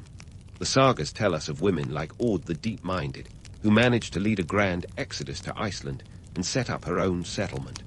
Aud wasn't a shield maiden in the battlefield sense, but she was a powerhouse nonetheless. Now, here comes the myth-busting. The romantic idea of shield maidens as a common phenomenon is more fantastical than factual. Sure, they existed, but they were the exception, not the norm. The sagas and myths that celebrate them were written in a time when the Viking era was fading away, an era that longed nostalgically for the good old days, or at least their version of it. Think of it as the medieval equivalent of a rock band reunion tour. But why did the idea of shield maidens capture the imagination so powerfully? Part of it is the allure of the warrior woman, a trope that defies expectations and breaks social norms. The notion of women warriors stands as a rebellion against the constraints that history often placed on women. It's the ultimate underdog story, and who doesn't love those? Yet, let's ground ourselves in the gritty reality of Viking life.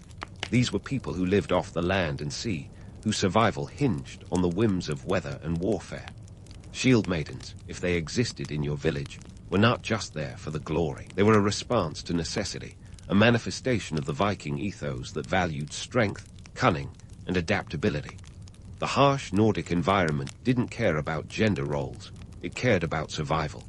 The economic backbone of Viking society was trade, with routes stretching from the icy waters of the North Atlantic all the way to Constantinople. This trade network was a two-way street, goods pouring in and out, along with ideas and influences that enriched the Viking world. Women played a part in this economic machine, managing farms and local trade, while the men were off on their long journeys. And if you were a shield maiden, perhaps you found yourself on one of those fabled voyages, sword in hand, ready to defend your people and your way of life. So, here you are, standing amidst the echoes of a time when the line between legend and reality blurred like the horizon at sea. As a Viking shield maiden, your life is a testament to the complexities and contradictions of a world that has fascinated generations. Your story is not just one of battle. It's a story of survival, adaptability, and the indomitable spirit of the Norse women who dared to defy their destiny. So, as the frosty air nips at your nose, let's shift our focus to the nitty-gritty details of being a Viking shield maiden. You've got your sword and shield, but wielding them effectively is a whole different saga. Forget about the Hollywood slow-motion fight scenes. Real Viking combat was brutal, fast, and messier than an unplanned fjord crossing. Training began early, often in the teenage years, and it wasn't just an after-school hobby. It was a full-on lifestyle. You'd be practicing with wooden swords, learning to parry, thrust, and dodge, all while balancing on uneven terrain. If you think swinging a sword while wearing a few pounds of chainmail is easy, try doing it with a winter gale howling in your face. The goal was to be quick and precise, two qualities that could mean the difference between standing victorious or becoming a poetic footnote. Now, let's talk weaponry. A decent sword could cost you a small fortune, equivalent to several cows or a year's worth of grain. We're talking about an investment here, like buying the Viking version of a Tesla. Those swords, often made from pattern-welded steel, weren't just for show. They needed to cut through both armor and ego. The spear, however, was the every-woman's weapon. Economical, versatile, and deadly, it was the Vikings' equivalent of a Swiss army knife. But it wasn't just about swinging sharp things. Shieldmaidens also needed tactical smarts. The famous shield wall, or Eskejaldborg, was the Viking go-to, a formation that turned warriors into a human fortress. Standing shoulder to shoulder, shields interlocked, you were part of a moving, breathing wall of wood and iron.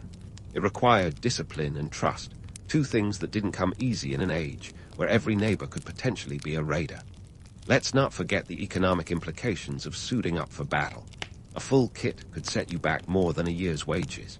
Helmets and mail shirts were particularly costly, often reserved for the wealthiest warriors. If you were a shield maiden of means, congrats, you could afford the latest in medieval high fashion. If not, you might get creative with leather and hide. Ingenuity was a Viking hallmark after all. Speaking of economics, warfare for the Vikings wasn't just about glory, it was also about the loot. Successful raids meant spoils, and spoils meant wealth. But the logistics, oh, the logistics. Organizing a raid was like planning a family road trip with a bunch of cousins who also happened to be battle-hardened warriors. You'd need ships, provisions, plans for splitting the loot, and of course, a good weather forecast. The sea could be as much an enemy as the Saxons. And here's where the myth-busting continues. While tales of shield maidens paint them as lone wolves cutting through enemy ranks, the reality was often far more communal. You fought as part of a team, relying on others as much as your own skills. The Viking ethos of community and kinship was ever present, even on the battlefield. Lone heroes might make for epic stories, but in truth, it was the collective effort that often clinched victory. Yet, the romance of the shield maiden persists, and understandably so. It's a compelling image, the fierce woman defying societal norms with sword in hand. But let's not gloss over the gritty truth. Combat was chaotic, exhausting, and often terrifying. The clang of steel, the cries of the wounded, the sheer physical toll, it's a far cry from the sanitized heroics of saga and song. In this tale of myth and reality, the shield maiden serves as both inspiration and cautionary tale. She embodies the Viking spirit of adaptability, a necessity in a world where stability was as fleeting as a summer in Scandinavia. Her story, both real and imagined, continues to captivate us, serving as a testament to the complex tapestry of Viking life, a world where women could, and sometimes did, stand shoulder to shoulder with men in the heat of battle. But don't hang up your sword just yet. There's more to uncover about this legendary role in Viking society. As we move forward, we'll explore the cultural and personal dynamics that shape the lives of these formidable women. So, keep your shield at the ready, and stay tuned for the next chapter of this saga. As we dive deeper into the sagas, it's like peeling back layers of an onion. Each layer is pungent with a mix of truth and myth. Let's start with Lagertha, a name that echoes through the Viking sagas like an ancient battle cry. Known as a fierce warrior and a legendary shield maiden, Lagertha's tale comes mainly from Saxo Grammaticus, a 12th century Danish historian. And here's where things get murky. Saxo wasn't exactly the Viking version of a Pulitzer Prize-winning journalist. His accounts are as reliable as a weather forecast in the middle of a North Atlantic storm. According to Saxo, Lagertha wasn't just a sidekick. She was a powerhouse in her own right, taking up arms alongside her husband, the legendary Ragnar Lothbrok. Saxo paints her as a woman who could outwit and outfight many a man. In one story, she allegedly turned the tide of battle with her bravery, leading her troops to victory. But let's pump the brakes here. Saxo's tales often blur the lines between fact and fantasy, like a Norse soap opera with extra doses of drama. For instance, Saxo describes Lagertha as being so fierce that she single-handedly saved Ragnar's life by charging the enemy, a feat that seems more suited for an action movie than a historical record. The question is, did Lagertha actually exist, or was she a convenient narrative device used to embellish the tales of Ragnar's exploits? The archaeological evidence is silent on Lagertha herself, though it does suggest that women warriors were not entirely the figments of a skald's imagination. Now, why do these stories hold such sway over us, even today? The answer lies in their narrative power. Lagertha, as depicted by Saxo, embodies a timeless allure, an underdog defying the odds, a woman who doesn't just break the mold but shatters it. This is a saga woven with threads of empowerment and rebellion, tales of women taking charge in a world that often tried to sideline them. It's no wonder Lagertha's story has inspired countless adaptations, from TV series to novels, each iteration adding its own layer of fiction to the already tangled web of her mythos. Let's not forget the economic and political backdrop against which these stories unfold. Viking society was in flux, with power often up for grabs like a game of musical chairs. Women like Lagertha, whether myth or reality, represented a challenge to the status quo. If the sagas are to be believed, their presence on the battlefield was sometimes a strategic necessity rather than a voluntary choice. In a world where the population could be decimated by disease, famine, or warfare, every capable fighter counted, regardless of gender. The sagas, however, weren't penned during the Viking Age itself. They were written centuries later, in a time when the Norse world was undergoing dramatic transformations. Christianity was spreading, and the old pagan ways were fading like a sunset over the fjords. This shift influenced how the sagas were recorded. Writers, often monks or Christian scholars, had their own agendas, blending cultural memory with moral lessons. They might have included tales of Shieldmaidens, not just to entertain, but to highlight moral or ethical points. Now, let's pull in some more primary sources. The Hervarar saga OK Hythrex is another gem from the Norse literary treasure chest. It mentions a formidable shield maiden named Herva, who demanded her inheritance of a magical sword from her deceased father's ghost. Talk about a family reunion. Herva's tale is another mix of the supernatural with the political, reflecting the Norse belief in destiny and the afterlife. But it's also a narrative that underscores women's agency, showing that even spectral confrontations couldn't stop a determined shield maiden. And here's a plot twist worthy of binge-watching. The sagas often served as political tools. They were the medieval equivalent of a campaign speech, meant to inspire and unite. Shield maidens in these tales embodied a kind of idealized bravery and loyalty, characteristics that were as useful in politics as they were in warfare. The stories were a way to rally the troops, both literally and figuratively, offering a unifying identity at a time when the Norse world was as fragmented as a shattered shield. But let's not get swept away by the romance of it all. The real, gritty Viking world was one of survival. The shield maiden stories, while compelling, were likely exceptions rather than the rule. Most Norse women were more concerned with the day-to-day grind of life, farming, family, and maintaining the social fabric of their communities. Yet, in the sagas, the shield maidens stood out as icons of strength and resilience, echoing the Norse ideal of adaptability in a world where change was the only constant. As we continue to sift through these stories, remember that each one is a thread in the rich tapestry of Viking history.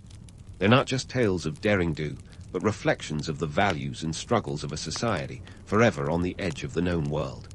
Whether Lagertha was a historical figure or a legendary construct, her story, and those of other shield maidens, has left an indelible mark, capturing the imagination of generations thirsty for tales of courage and defiance. So, as we prepare to set sail into the next part of our journey, keep your mind as sharp as a Viking sword. We're about to delve deeper into the lives of these fascinating women, examining how their stories have been reshaped and retold over the centuries. The saga continues, and the best is yet to come. Speaking of the Viking Age, let's zoom out and take a panoramic view of the Norse world, where the seas were highways, and every horizon promised adventure or danger. Imagine the geopolitical landscape as a chessboard, with the Vikings making bold moves, not just as raiders, but as traders, explorers, and settlers. Shield maidens, though rare, might have been the unexpected queens on this board, shifting the dynamics in ways that still ripple through history. Now, before we get too swept up in the romance of longships slicing through fog, let's anchor ourselves in the realities of the Viking raids. These weren't just spur-of-the-moment loot and scoot operations. No, they were meticulously planned endeavors. Picture this: a fleet of dragon-headed ships gliding silently across the North Sea, each vessel carrying up to 60 warriors, their shields gleaming in the moonlight.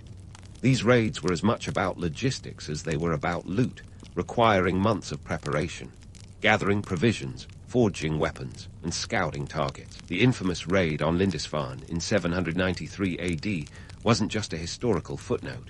It was a seismic event, that signaled the start of the Viking Age. Those Norsemen weren't just after gold. They were out to prove a point, showing the world that the Northmen were a force to be reckoned with. The ripple effects of this raid were felt across Europe, a wake-up call that echoed through halls of power, from the Frankish Empire to the Byzantine court. In the midst of these audacious ventures, what role could Shieldmaidens have possibly played? While evidence is scarce and often debated, it's not outside the realm of possibility that some women joined these expeditions. The sagas tell us that women like Freydis Eiriksdaria, who allegedly sailed to Vinland with her brother Leif Erikson, weren't content to stay home spinning wool. While Freydis might not have been a shield maiden in the traditional sense, her story illustrates a broader theme: women stepping into roles that defied societal norms and expectations. Now let's talk trade, the lifeblood that flowed through Viking society. The Vikings were savvy businessmen, establishing trade routes that stretched from the chilly shores of Newfoundland to the bustling markets of Constantinople. This was a time when your average Norseman was more likely to be haggling over walrus ivory than swinging a sword. The economic engine of the Viking world ran on a diverse portfolio of goods: furs, amber, slaves, and yes, sometimes even weapons. Shield maidens, with their unique mix of martial and managerial skills, might have played a part in these ventures, acting as both protectors and negotiators. But wait, there's a twist. The Viking world wasn't a monolithic entity. It was a kaleidoscope of cultures and influences, with Norse societies in places as far-flung as Iceland, Greenland, and the Kievan Rus. These communities, while sharing a common heritage, often had different priorities and strategies. In some regions, like the Hebrides or Orkney Islands, Norse settlers integrated with local populations, creating a rich tapestry of hybrid cultures. In such melting parts, the presence of women warriors might have been more common, driven by necessity as much as choice. As we navigate this era, let's not forget the broader political currents. The Vikings operated in a world where allegiances were as fluid as the tides. Kings and chieftains vied for power, often forming alliances with their former enemies. Shield maidens, if they existed in the halls of power, might have been more than just warriors. They could have been diplomats and advisors, wielding influence in the shadowy corridors of Viking politics. Their presence in sagas and stories may reflect not only their martial prowess, but also their strategic importance in a world where strength and cunning were the ultimate currencies. And here's a kicker for you. While the Viking raids left a trail of devastation, they also paved the way for cultural exchanges that enriched Europe. The Norse brought with them not just violence, but also innovation. They introduced new shipbuilding techniques, navigational skills, and even words. Ever wonder where the word berserk comes from? Yep, that's Viking lexicon making its mark. Shield maidens, as part of this exchange, might have embodied the duality of the Viking legacy, both destroyers and builders. As we sift through the remnants of this era, it's clear that the narratives of shield maidens add layers to our understanding of the Viking world. They're not just relics of myth, but symbols of a society in flux, a society that dared to defy the conventions of the medieval world. While their stories tantalize us with the promise of empowerment and rebellion, they also remind us of the harsh realities of a time when survival depended on adaptability and strength. So, as we cast our gaze over the Viking seas, let's remember that each wave carries echoes of those legendary journeys, whispers of a time when the world was vast and the possibilities endless. The story of the Shield Maidens, whether real or imagined, is a testament to the enduring appeal of the Viking spirit, a spirit that continues to inspire and challenge us, beckoning us to explore new horizons. Stay tuned, because there's more to uncover in the saga of these formidable women. As we delve deeper, we'll explore how their stories have been reimagined over the centuries, shaping our perceptions of the Viking world and its legacy. The journey is far from over, and the best tales are still waiting to be told. And now, as we sail into the final stretch of our saga, let's take a hard look at how these stories of Viking shield maidens have been spruced up, repurposed, and sometimes outright fabricated in modern media. From the comic panels of Valhalla to the binge-worthy episodes of Vikings, these legendary women have found a cozy spot in our cultural imagination, right next to dragons and superheroes. But how did we get here, and what does it say about us today? First off, let's give a nod to the power of storytelling. The sagas of old were the Netflix series of their time, tales spun to entertain, inspire, and occasionally terrify. Fast forward a millennium, and they are still doing the rounds, only now they've swapped oral tradition for screen adaptations. Take Lagertha, for instance.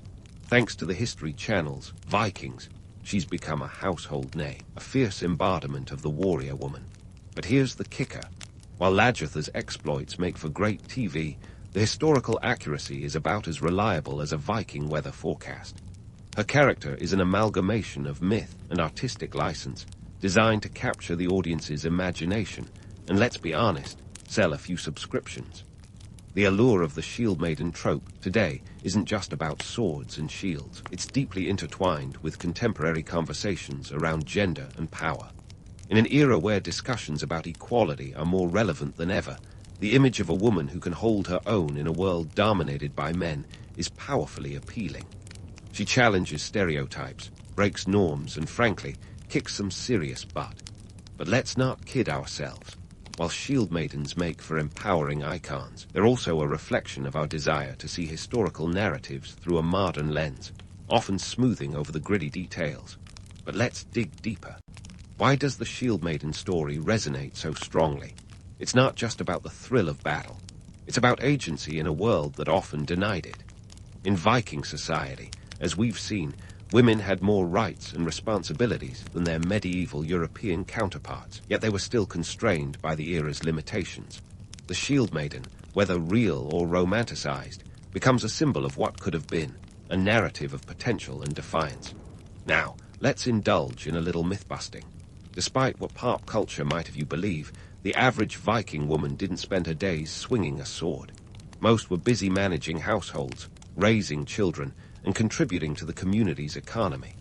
Remember, archaeological evidence for women warriors is scarce. A few graves here, some tantalizing artifacts there, but nothing that screams women in arms on a grand scale. The romantic notion of a legion of female fighters is more a product of creative storytelling than historical reality. Yet, the myth endures, and therein lies its power. It challenges us to rethink our perceptions of history and gender roles. It forces us to confront the uncomfortable truth that history is often written by those in power, leaving out the voices of the marginalized. The Shieldmaiden myth, then, becomes a tool for rewriting the narrative, for giving a voice to those who might have been overlooked. And let's not forget the economic implications of these stories. The entertainment industry isn't exactly a charity. These shows and movies need to turn a profit. By tapping into the Shieldmaiden myth, they tap into a lucrative market eager for tales of empowerment and rebellion. It's a win-win. Audiences get their fill of epic battles and strong female leads, while studios get their box office gold. But beyond the glitz and glam, what can we learn from these tales?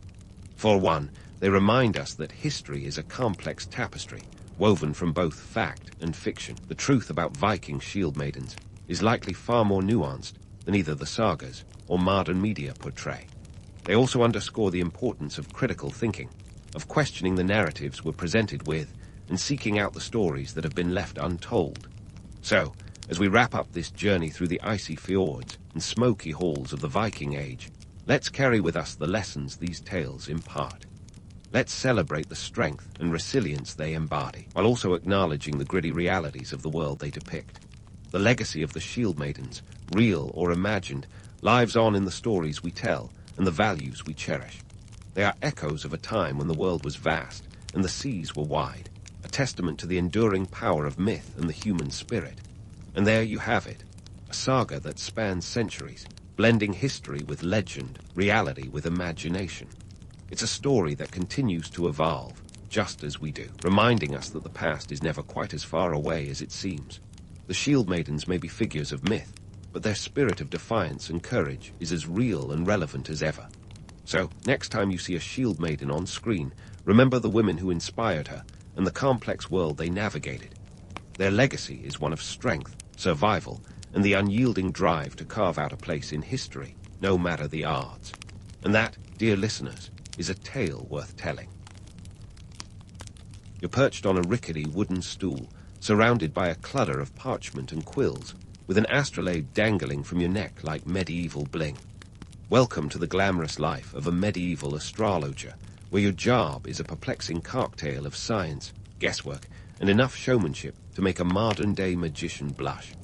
Your daily grind, staring at the stars, predicting the future, and desperately trying to avoid a one-way ticket to the state courtesy of the local Inquisition. First up, the tools of your trade. Your astrolabe is your constant companion. It's basically the medieval version of a Swiss Army knife. This nifty gadget, with its discs and dials, helps you measure the altitude of stars above the horizon. It's part compass, part calculator, and a little bit of magic. Then there's your trusty almanac, filled with astronomical data you've painstakingly compiled. It's the medieval answer to Google Calendar, though not quite as user-friendly. But let's talk sharp. Contrary to what your clients believe, astrology isn't just about gazing dreamily at the night sky. By day, you're huddled over charts, scribbling furiously, trying to interpret the intricate dance of celestial bodies. You're calculating planetary positions and drawing up horoscopes with the precision of a seasoned gambler. Because let's face it, in the medieval mind, the stars control everything from the outcome of wars to the fate of crops, and even the birth of royal heirs. Now, onto the nitty-gritty of medieval life, dodging the plague while you're up to your elbows in star charts. The Black Death isn't just a bad dream. It's the grim reality of your world. You keep a stash of posies and strong-smelling herbs nearby, hoping to ward off the pestilence. You've also learned that while your clients might be obsessed with the stars, they often have an unhealthy interest in human sacrifice, especially when it comes to blaming someone for the latest crop failure or outbreak of disease. So, keep your head down and try not to attract too much attention. Financially, being an astrologer isn't exactly a golden ticket. Sure, you might get the occasional fat purse from a desperate noble, but more often than not, you're paid in chickens or the odd sack of grain. It's a hand-to-mouth existence, and you're perpetually balancing on the edge of poverty.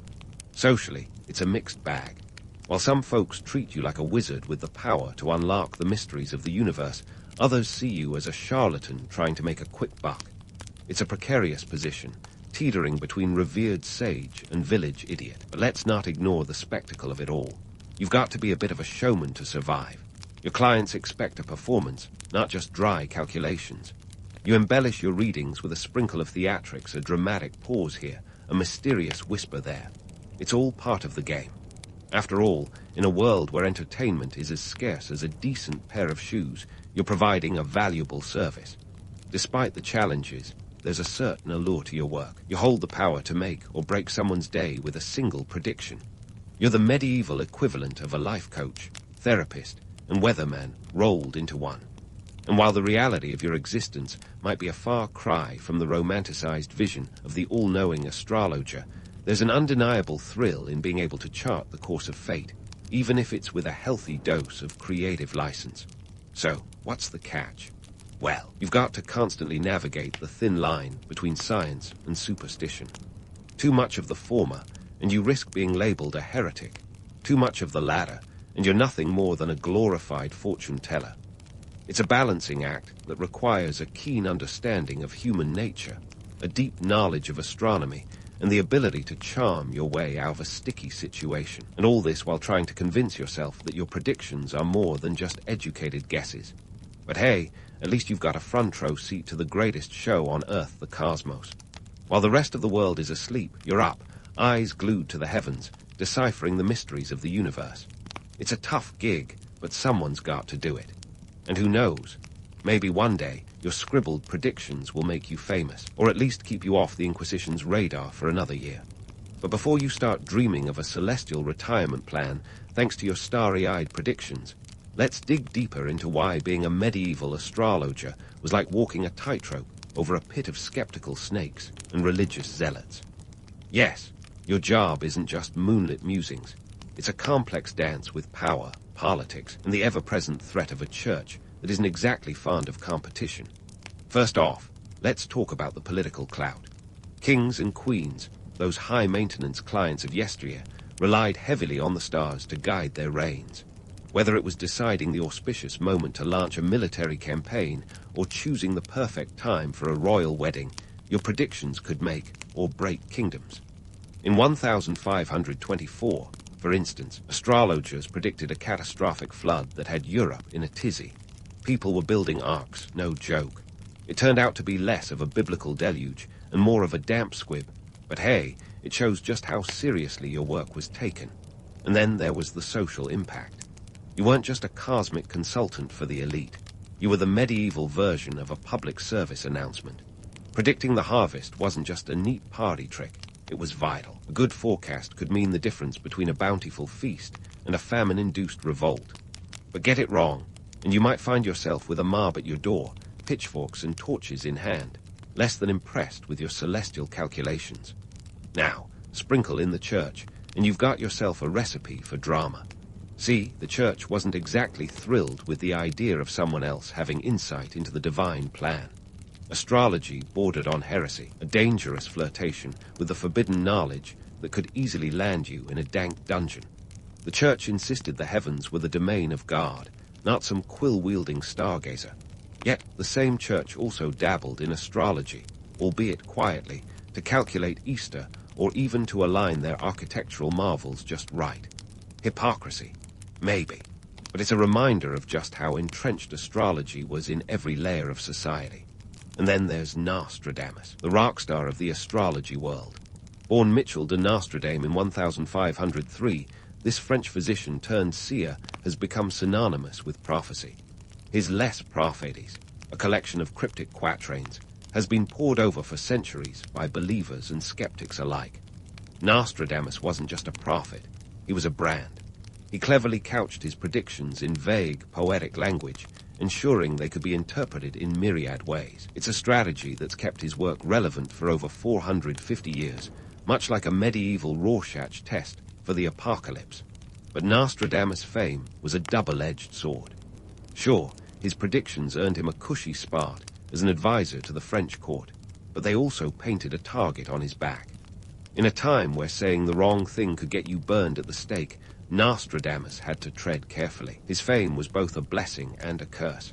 A reminder that in the world of medieval astrology, notoriety was as fickle as the stars themselves.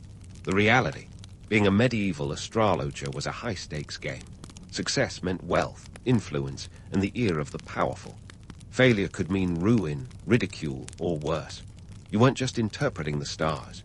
You were navigating the treacherous waters of human ambition, fear, and belief. It was a profession where your head was always on the line, literally and figuratively. Astrology wasn't just a quaint medieval pastime. It was a vital part of the social and political tapestry. It provided a sense of order in an unpredictable world, a glimmer of certainty amidst the chaos of wars, plagues, and upheaval. Yet, it also served as a reminder of humanity's eternal quest to understand our place in the cosmos, a quest that's as relevant today as it was centuries ago. And while the tools of the trade may have evolved, the allure of the stars remains as timeless as ever. So, as you sit there, quill in hand, attempting to make sense of the celestial dance above, remember, you're not just an astrologer. You're a mediator between the heavens and earth, a master of the delicate balance between science and superstition, and a survivor in a world that oscillates between reverence and suspicion. It's a tough gig, but someone's got to do it. And who better than you, perched on that rickety stool, eyes on the stars, and fingers crossed that your predictions will keep you in business and out of trouble for another day. So, as you're staring at the heavens, quill poised above parchment, and your feet aching from a day spent dodging dung in the marketplace, let's dive headfirst into the medieval economic landscape. You, dear astrologer, are smack dab in the middle of this delightful mess. The Middle Ages was a time when economics were less about Wall Street and more about that one street in town where a chicken could buy you a new pair of shoes if you had the right connections. In this era, astrology was more than a hobby. It was a full-blown career choice, albeit one with the stability of a sandcastle during high tide. You weren't exactly rolling in gold coins, but you weren't entirely destitute either, at least not all the time. You see, your income as an astrologer was as unpredictable as, well, the stars themselves. One week, you might be dining with a duke, savoring a fine roasted peacock. No joke, that was a delicacy. While the next you'd be scrounging for scraps like a medieval raccoon. Your earnings largely depended on your clientele and their belief in your celestial prowess. Horoscope reading could fetch anywhere from a handful of pence, roughly the price of a loaf of bread, to a few shillings if you were lucky. If you managed to snag a noble patron, you might even receive a gold florin, enough to buy a small herd of sheep or a year's supply of ale. But let's be real, such patrons were about as common as a solar eclipse. Most of your bread and butter came from the townsfolk, who paid in whatever they could spare. Eggs, produce, and on a good day, a freshly baked pie. Now, let's talk competition. You weren't the only game in town, not by a long shot. There were other so-called scientific professions vying for the same clientele. Physicians, for example, who were more likely to prescribe a bloodletting than a star reading. Or alchemists, those eccentric souls obsessed with turning lead into gold and finding the elixir of life. These professions often intersected with astrology, as medieval medicine and alchemy had their roots in the stars. But let's not mince words. The competition was fierce, and the line between collaboration and rivalry was thinner than a pauper's shoe leather. Speaking of thin lines, let's address the constant threat of being labeled a fraud. Ah, fraud, the medieval buzzword that could swiftly transform your life from stargazing to stake burning. Society viewed astrologers with a mix of awe and suspicion. For every person who believed in your cosmic insights, there was another ready to shout, "Charlatan," from the rooftops. And in a time when public opinion could turn on a dime, your reputation was your most valuable asset, or your greatest liability. To keep the wolves at bay, you had to master the art of self-promotion and persuasion. You needed to present yourself as not just a stargazer, but as a learned scholar with a deep understanding of the universe's mysteries. A well-timed quote from Aristotle or Ptolemy could do wonders for your credibility. And if that failed, a few coins slipped to the local gossip might help keep your reputation intact. Yet the specter of fraud wasn't your only worry. There was also the looming threat of religious zealots who viewed astrology as dabbling in the dark arts. The church, with its monopoly on spiritual matters, was none too pleased with astrologers encroaching on their territory, despite astrology's deep-rooted connections with religious practices, like calculating the date of Easter. It was a fine line between being perceived as a wise sage or a witchy heretic. You, my friend, are walking a tightrope of societal expectations, religious scrutiny, and economic instability. But let's not forget the allure of it all. The stars promised power and prestige, a tantalizing glimpse into the divine. And in a world as chaotic as medieval Europe, who wouldn't want a bit of celestial guidance? So, as you chart the skies and scribble predictions, remember that your role is more than just interpreting cosmic movements. You're a purveyor of hope and a counselor in a time when life was often brutal and short. You're a storyteller, weaving narratives that help people make sense of their chaotic existence. And as long as there are stars in the sky and people eager for answers, your profession, precarious as it may be, will never truly fade. Speaking of celestial guidance, let's take a moment to dispel the myth of the all-knowing, sage astrologer with a heartline to the heavens. Sure, the idea of a wise old man with a long beard peering into the mysteries of the universe sounds enchanting. But spoiler alert, the truth was far less glamorous and more akin to a medieval version of fake it till you make it. Astrologers of the Middle Ages were often more like high-stakes gamblers than serene sages. Their job was to predict the unpredictable, to find order in chaos. And let's face it, the odds weren't always in their favor. It wasn't all starry nights and mystical insights. More often, it was a scramble to make sense of incomplete data with the precision of a ruler made of jelly. With tools that were as much guesswork as science, medieval astrologers were frequently caught out by the capricious nature of the cosmos. Take the infamous planetary alignment of 1524, for instance. This was supposed to be the celestial curtain call, a flood of biblical proportions predicted to wash Europe clean. People panicked, sold their possessions, and some even built arks. Yes, arks, like a medieval Noah cosplay. The result? A drizzle, a light rain, perhaps enough to dampen the spirits, but not the land. Yet, the legend of astrologers who saw it coming persisted, conveniently forgetting the minor detail that they got it spectacularly wrong. But hey, mistakes happen, right? The key to surviving such blunders was all in the spin. An astrologer had to be a master of narrative, adept at turning a misstep into a misunderstood prophecy.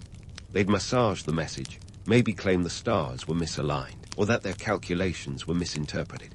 A bit of linguistic gymnastics, and voila, their reputation might just remain intact provided their audience wasn't armed with pitchforks. Of course, astrology's allure wasn't just about predicting floods or famines. It was about offering a glimmer of hope in a world where life expectancy hovered around 35 years, and the Grim Reaper was practically a neighbor. Astrology promised to unveil the divine plan, to give meaning to the chaos. It was a narrative tool, a way to weave the disparate threads of existence into a coherent story. And people, being the narrative-loving creatures they are, lapped it up. This demand for guidance also meant astrologers had to keep their stories straight, literally. They often resorted to creative storytelling to cover their tracks.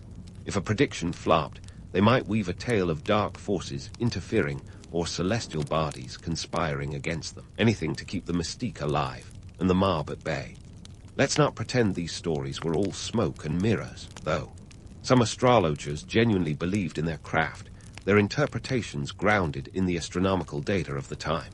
But the line between belief and embellishment was as thin as a medieval hair shirt. Legends grew in the telling, each retelling adding another layer of intrigue or mystique, much like a game of cosmic telephone. And then there was the reputation management. In an era before Yelp reviews, word of mouth was everything. An astrologer needed to keep their clientele convinced of their cosmic competence. So, when predictions veered off course, quick thinking was essential. Sometimes this meant pinning the blame on a rival astrologer. Competition was fierce, after all. Other times, it meant a strategic retreat into vagueness, using oblique language that could be interpreted in any number of ways. Nostradamus, anyone. Indeed, Nostradamus was a master at this game. His quatrains were crafted with the kind of ambiguity that allowed for endless interpretation. They could be read as prophecy or poetry, depending on the reader's mood or the political climate. It was a brilliant strategy, ensuring his words had staying power long after he'd shuffled off his mortal coil. Yet, for every Nostradamus, there were countless other astrologers whose names are lost to history, their mistakes more memorable than their predictions. These lesser-known stargazers often faced the harsh reality of public blunders. A wrong prediction could lead to a rapid fall from grace, leaving them scrambling for credibility or fleeing town under cover of darkness. The truth is, while legends of wise astrologers persist, the reality was often messier, more human. These were individuals trying to navigate a precarious existence, balancing between empirical observation and public expectation. They were part scientist, part performer, and all too aware of the precarious nature of their profession. So the next time you hear a tale of a mystical medieval astrologer, remember the real story might involve more miscalculations, more public gaffes, and a lot more creative storytelling than the legends would have you believe. And while the myths are alluring, the truth reveals a profession caught between the stars and survival, trying to make sense of a world as unpredictable as the cosmos itself. While medieval astrologers may have been more akin to cosmic storytellers than celestial sages, their legacy is far more significant than the occasional bungled prophecy might suggest. You see, nestled within those star charts and celestial predictions was the very seed of modern astronomy. That's right, our contemporary understanding of the universe owes a surprising debt to those medieval stargazers who dared to look up and wonder. Let's rewind to the days when astrology and astronomy were not yet separated by a chasm of scientific rigor. Back then, the celestial dance was a mysterious force that governed earthly affairs, and understanding it required meticulous observation. Astrologers needed to track planetary movements with precision, which meant developing tools and methods that were surprisingly sophisticated for the time. Enter the astrolabe, that medieval multi-tool we mentioned earlier. It wasn't just for impressing clients. It was a genuine scientific instrument that helped lay the groundwork for future astronomical discoveries. Astrologers like Johannes Kepler, yes, that Kepler, started out with 1 foot in the astrological camp. Before he became the father of celestial mechanics, Kepler was busy casting horoscopes. His work in astrology wasn't just a quirk of his career. It provided the financial means and the observational discipline that fueled his astronomical breakthroughs.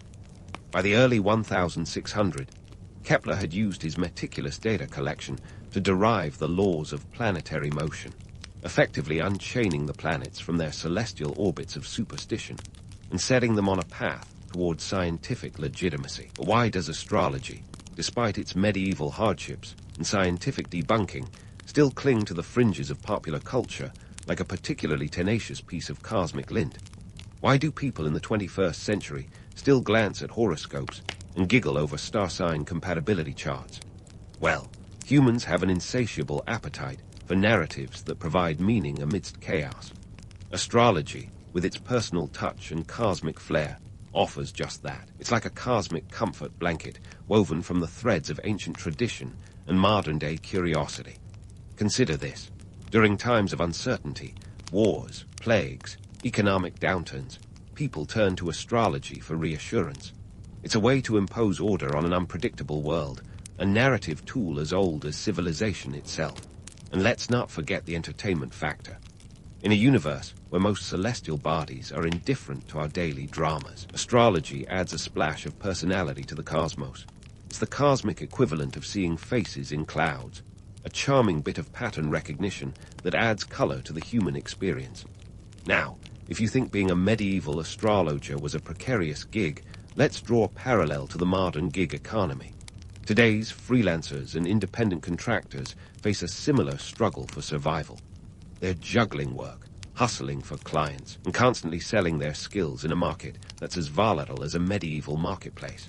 Just like astrologers of old, they must navigate a landscape where reputation is key, competition is fierce, and stability is elusive. In this brave new world of remote work and digital platforms, gig workers often find themselves playing the same balancing act, part scientist, part performer. They must be experts in their field while also being savvy marketers, just as astrologers had to be both knowledgeable about the stars and adept at weaving compelling narratives. Whether you're designing websites, driving for a rideshare, or crafting content, the essence of turning passion into profession remains unchanged. So, what's the takeaway from our journey through the starlit corridors of medieval astrology? It's a reminder of the enduring human quest to find meaning in the cosmos, to understand our place amidst the celestial chaos. While astrology may not hold the scientific clout it once did, its legacy lives on in the very fabric of modern astronomy. The tools and techniques honed by stargazers of the past paved the way for the telescopes and satellites of today. In the end, whether you're charting the course of planets or plotting your next freelance gig, the stars remain a source of inspiration and intrigue. They remind us of the boldness of human curiosity, the willingness to look up and question, and the timeless struggle to carve out a living from the mysteries of existence. So, as you ponder your own place in the universe, remember that the legacy of those medieval astrologers is not just in the stars they charted, but in the enduring human spirit to reach for them.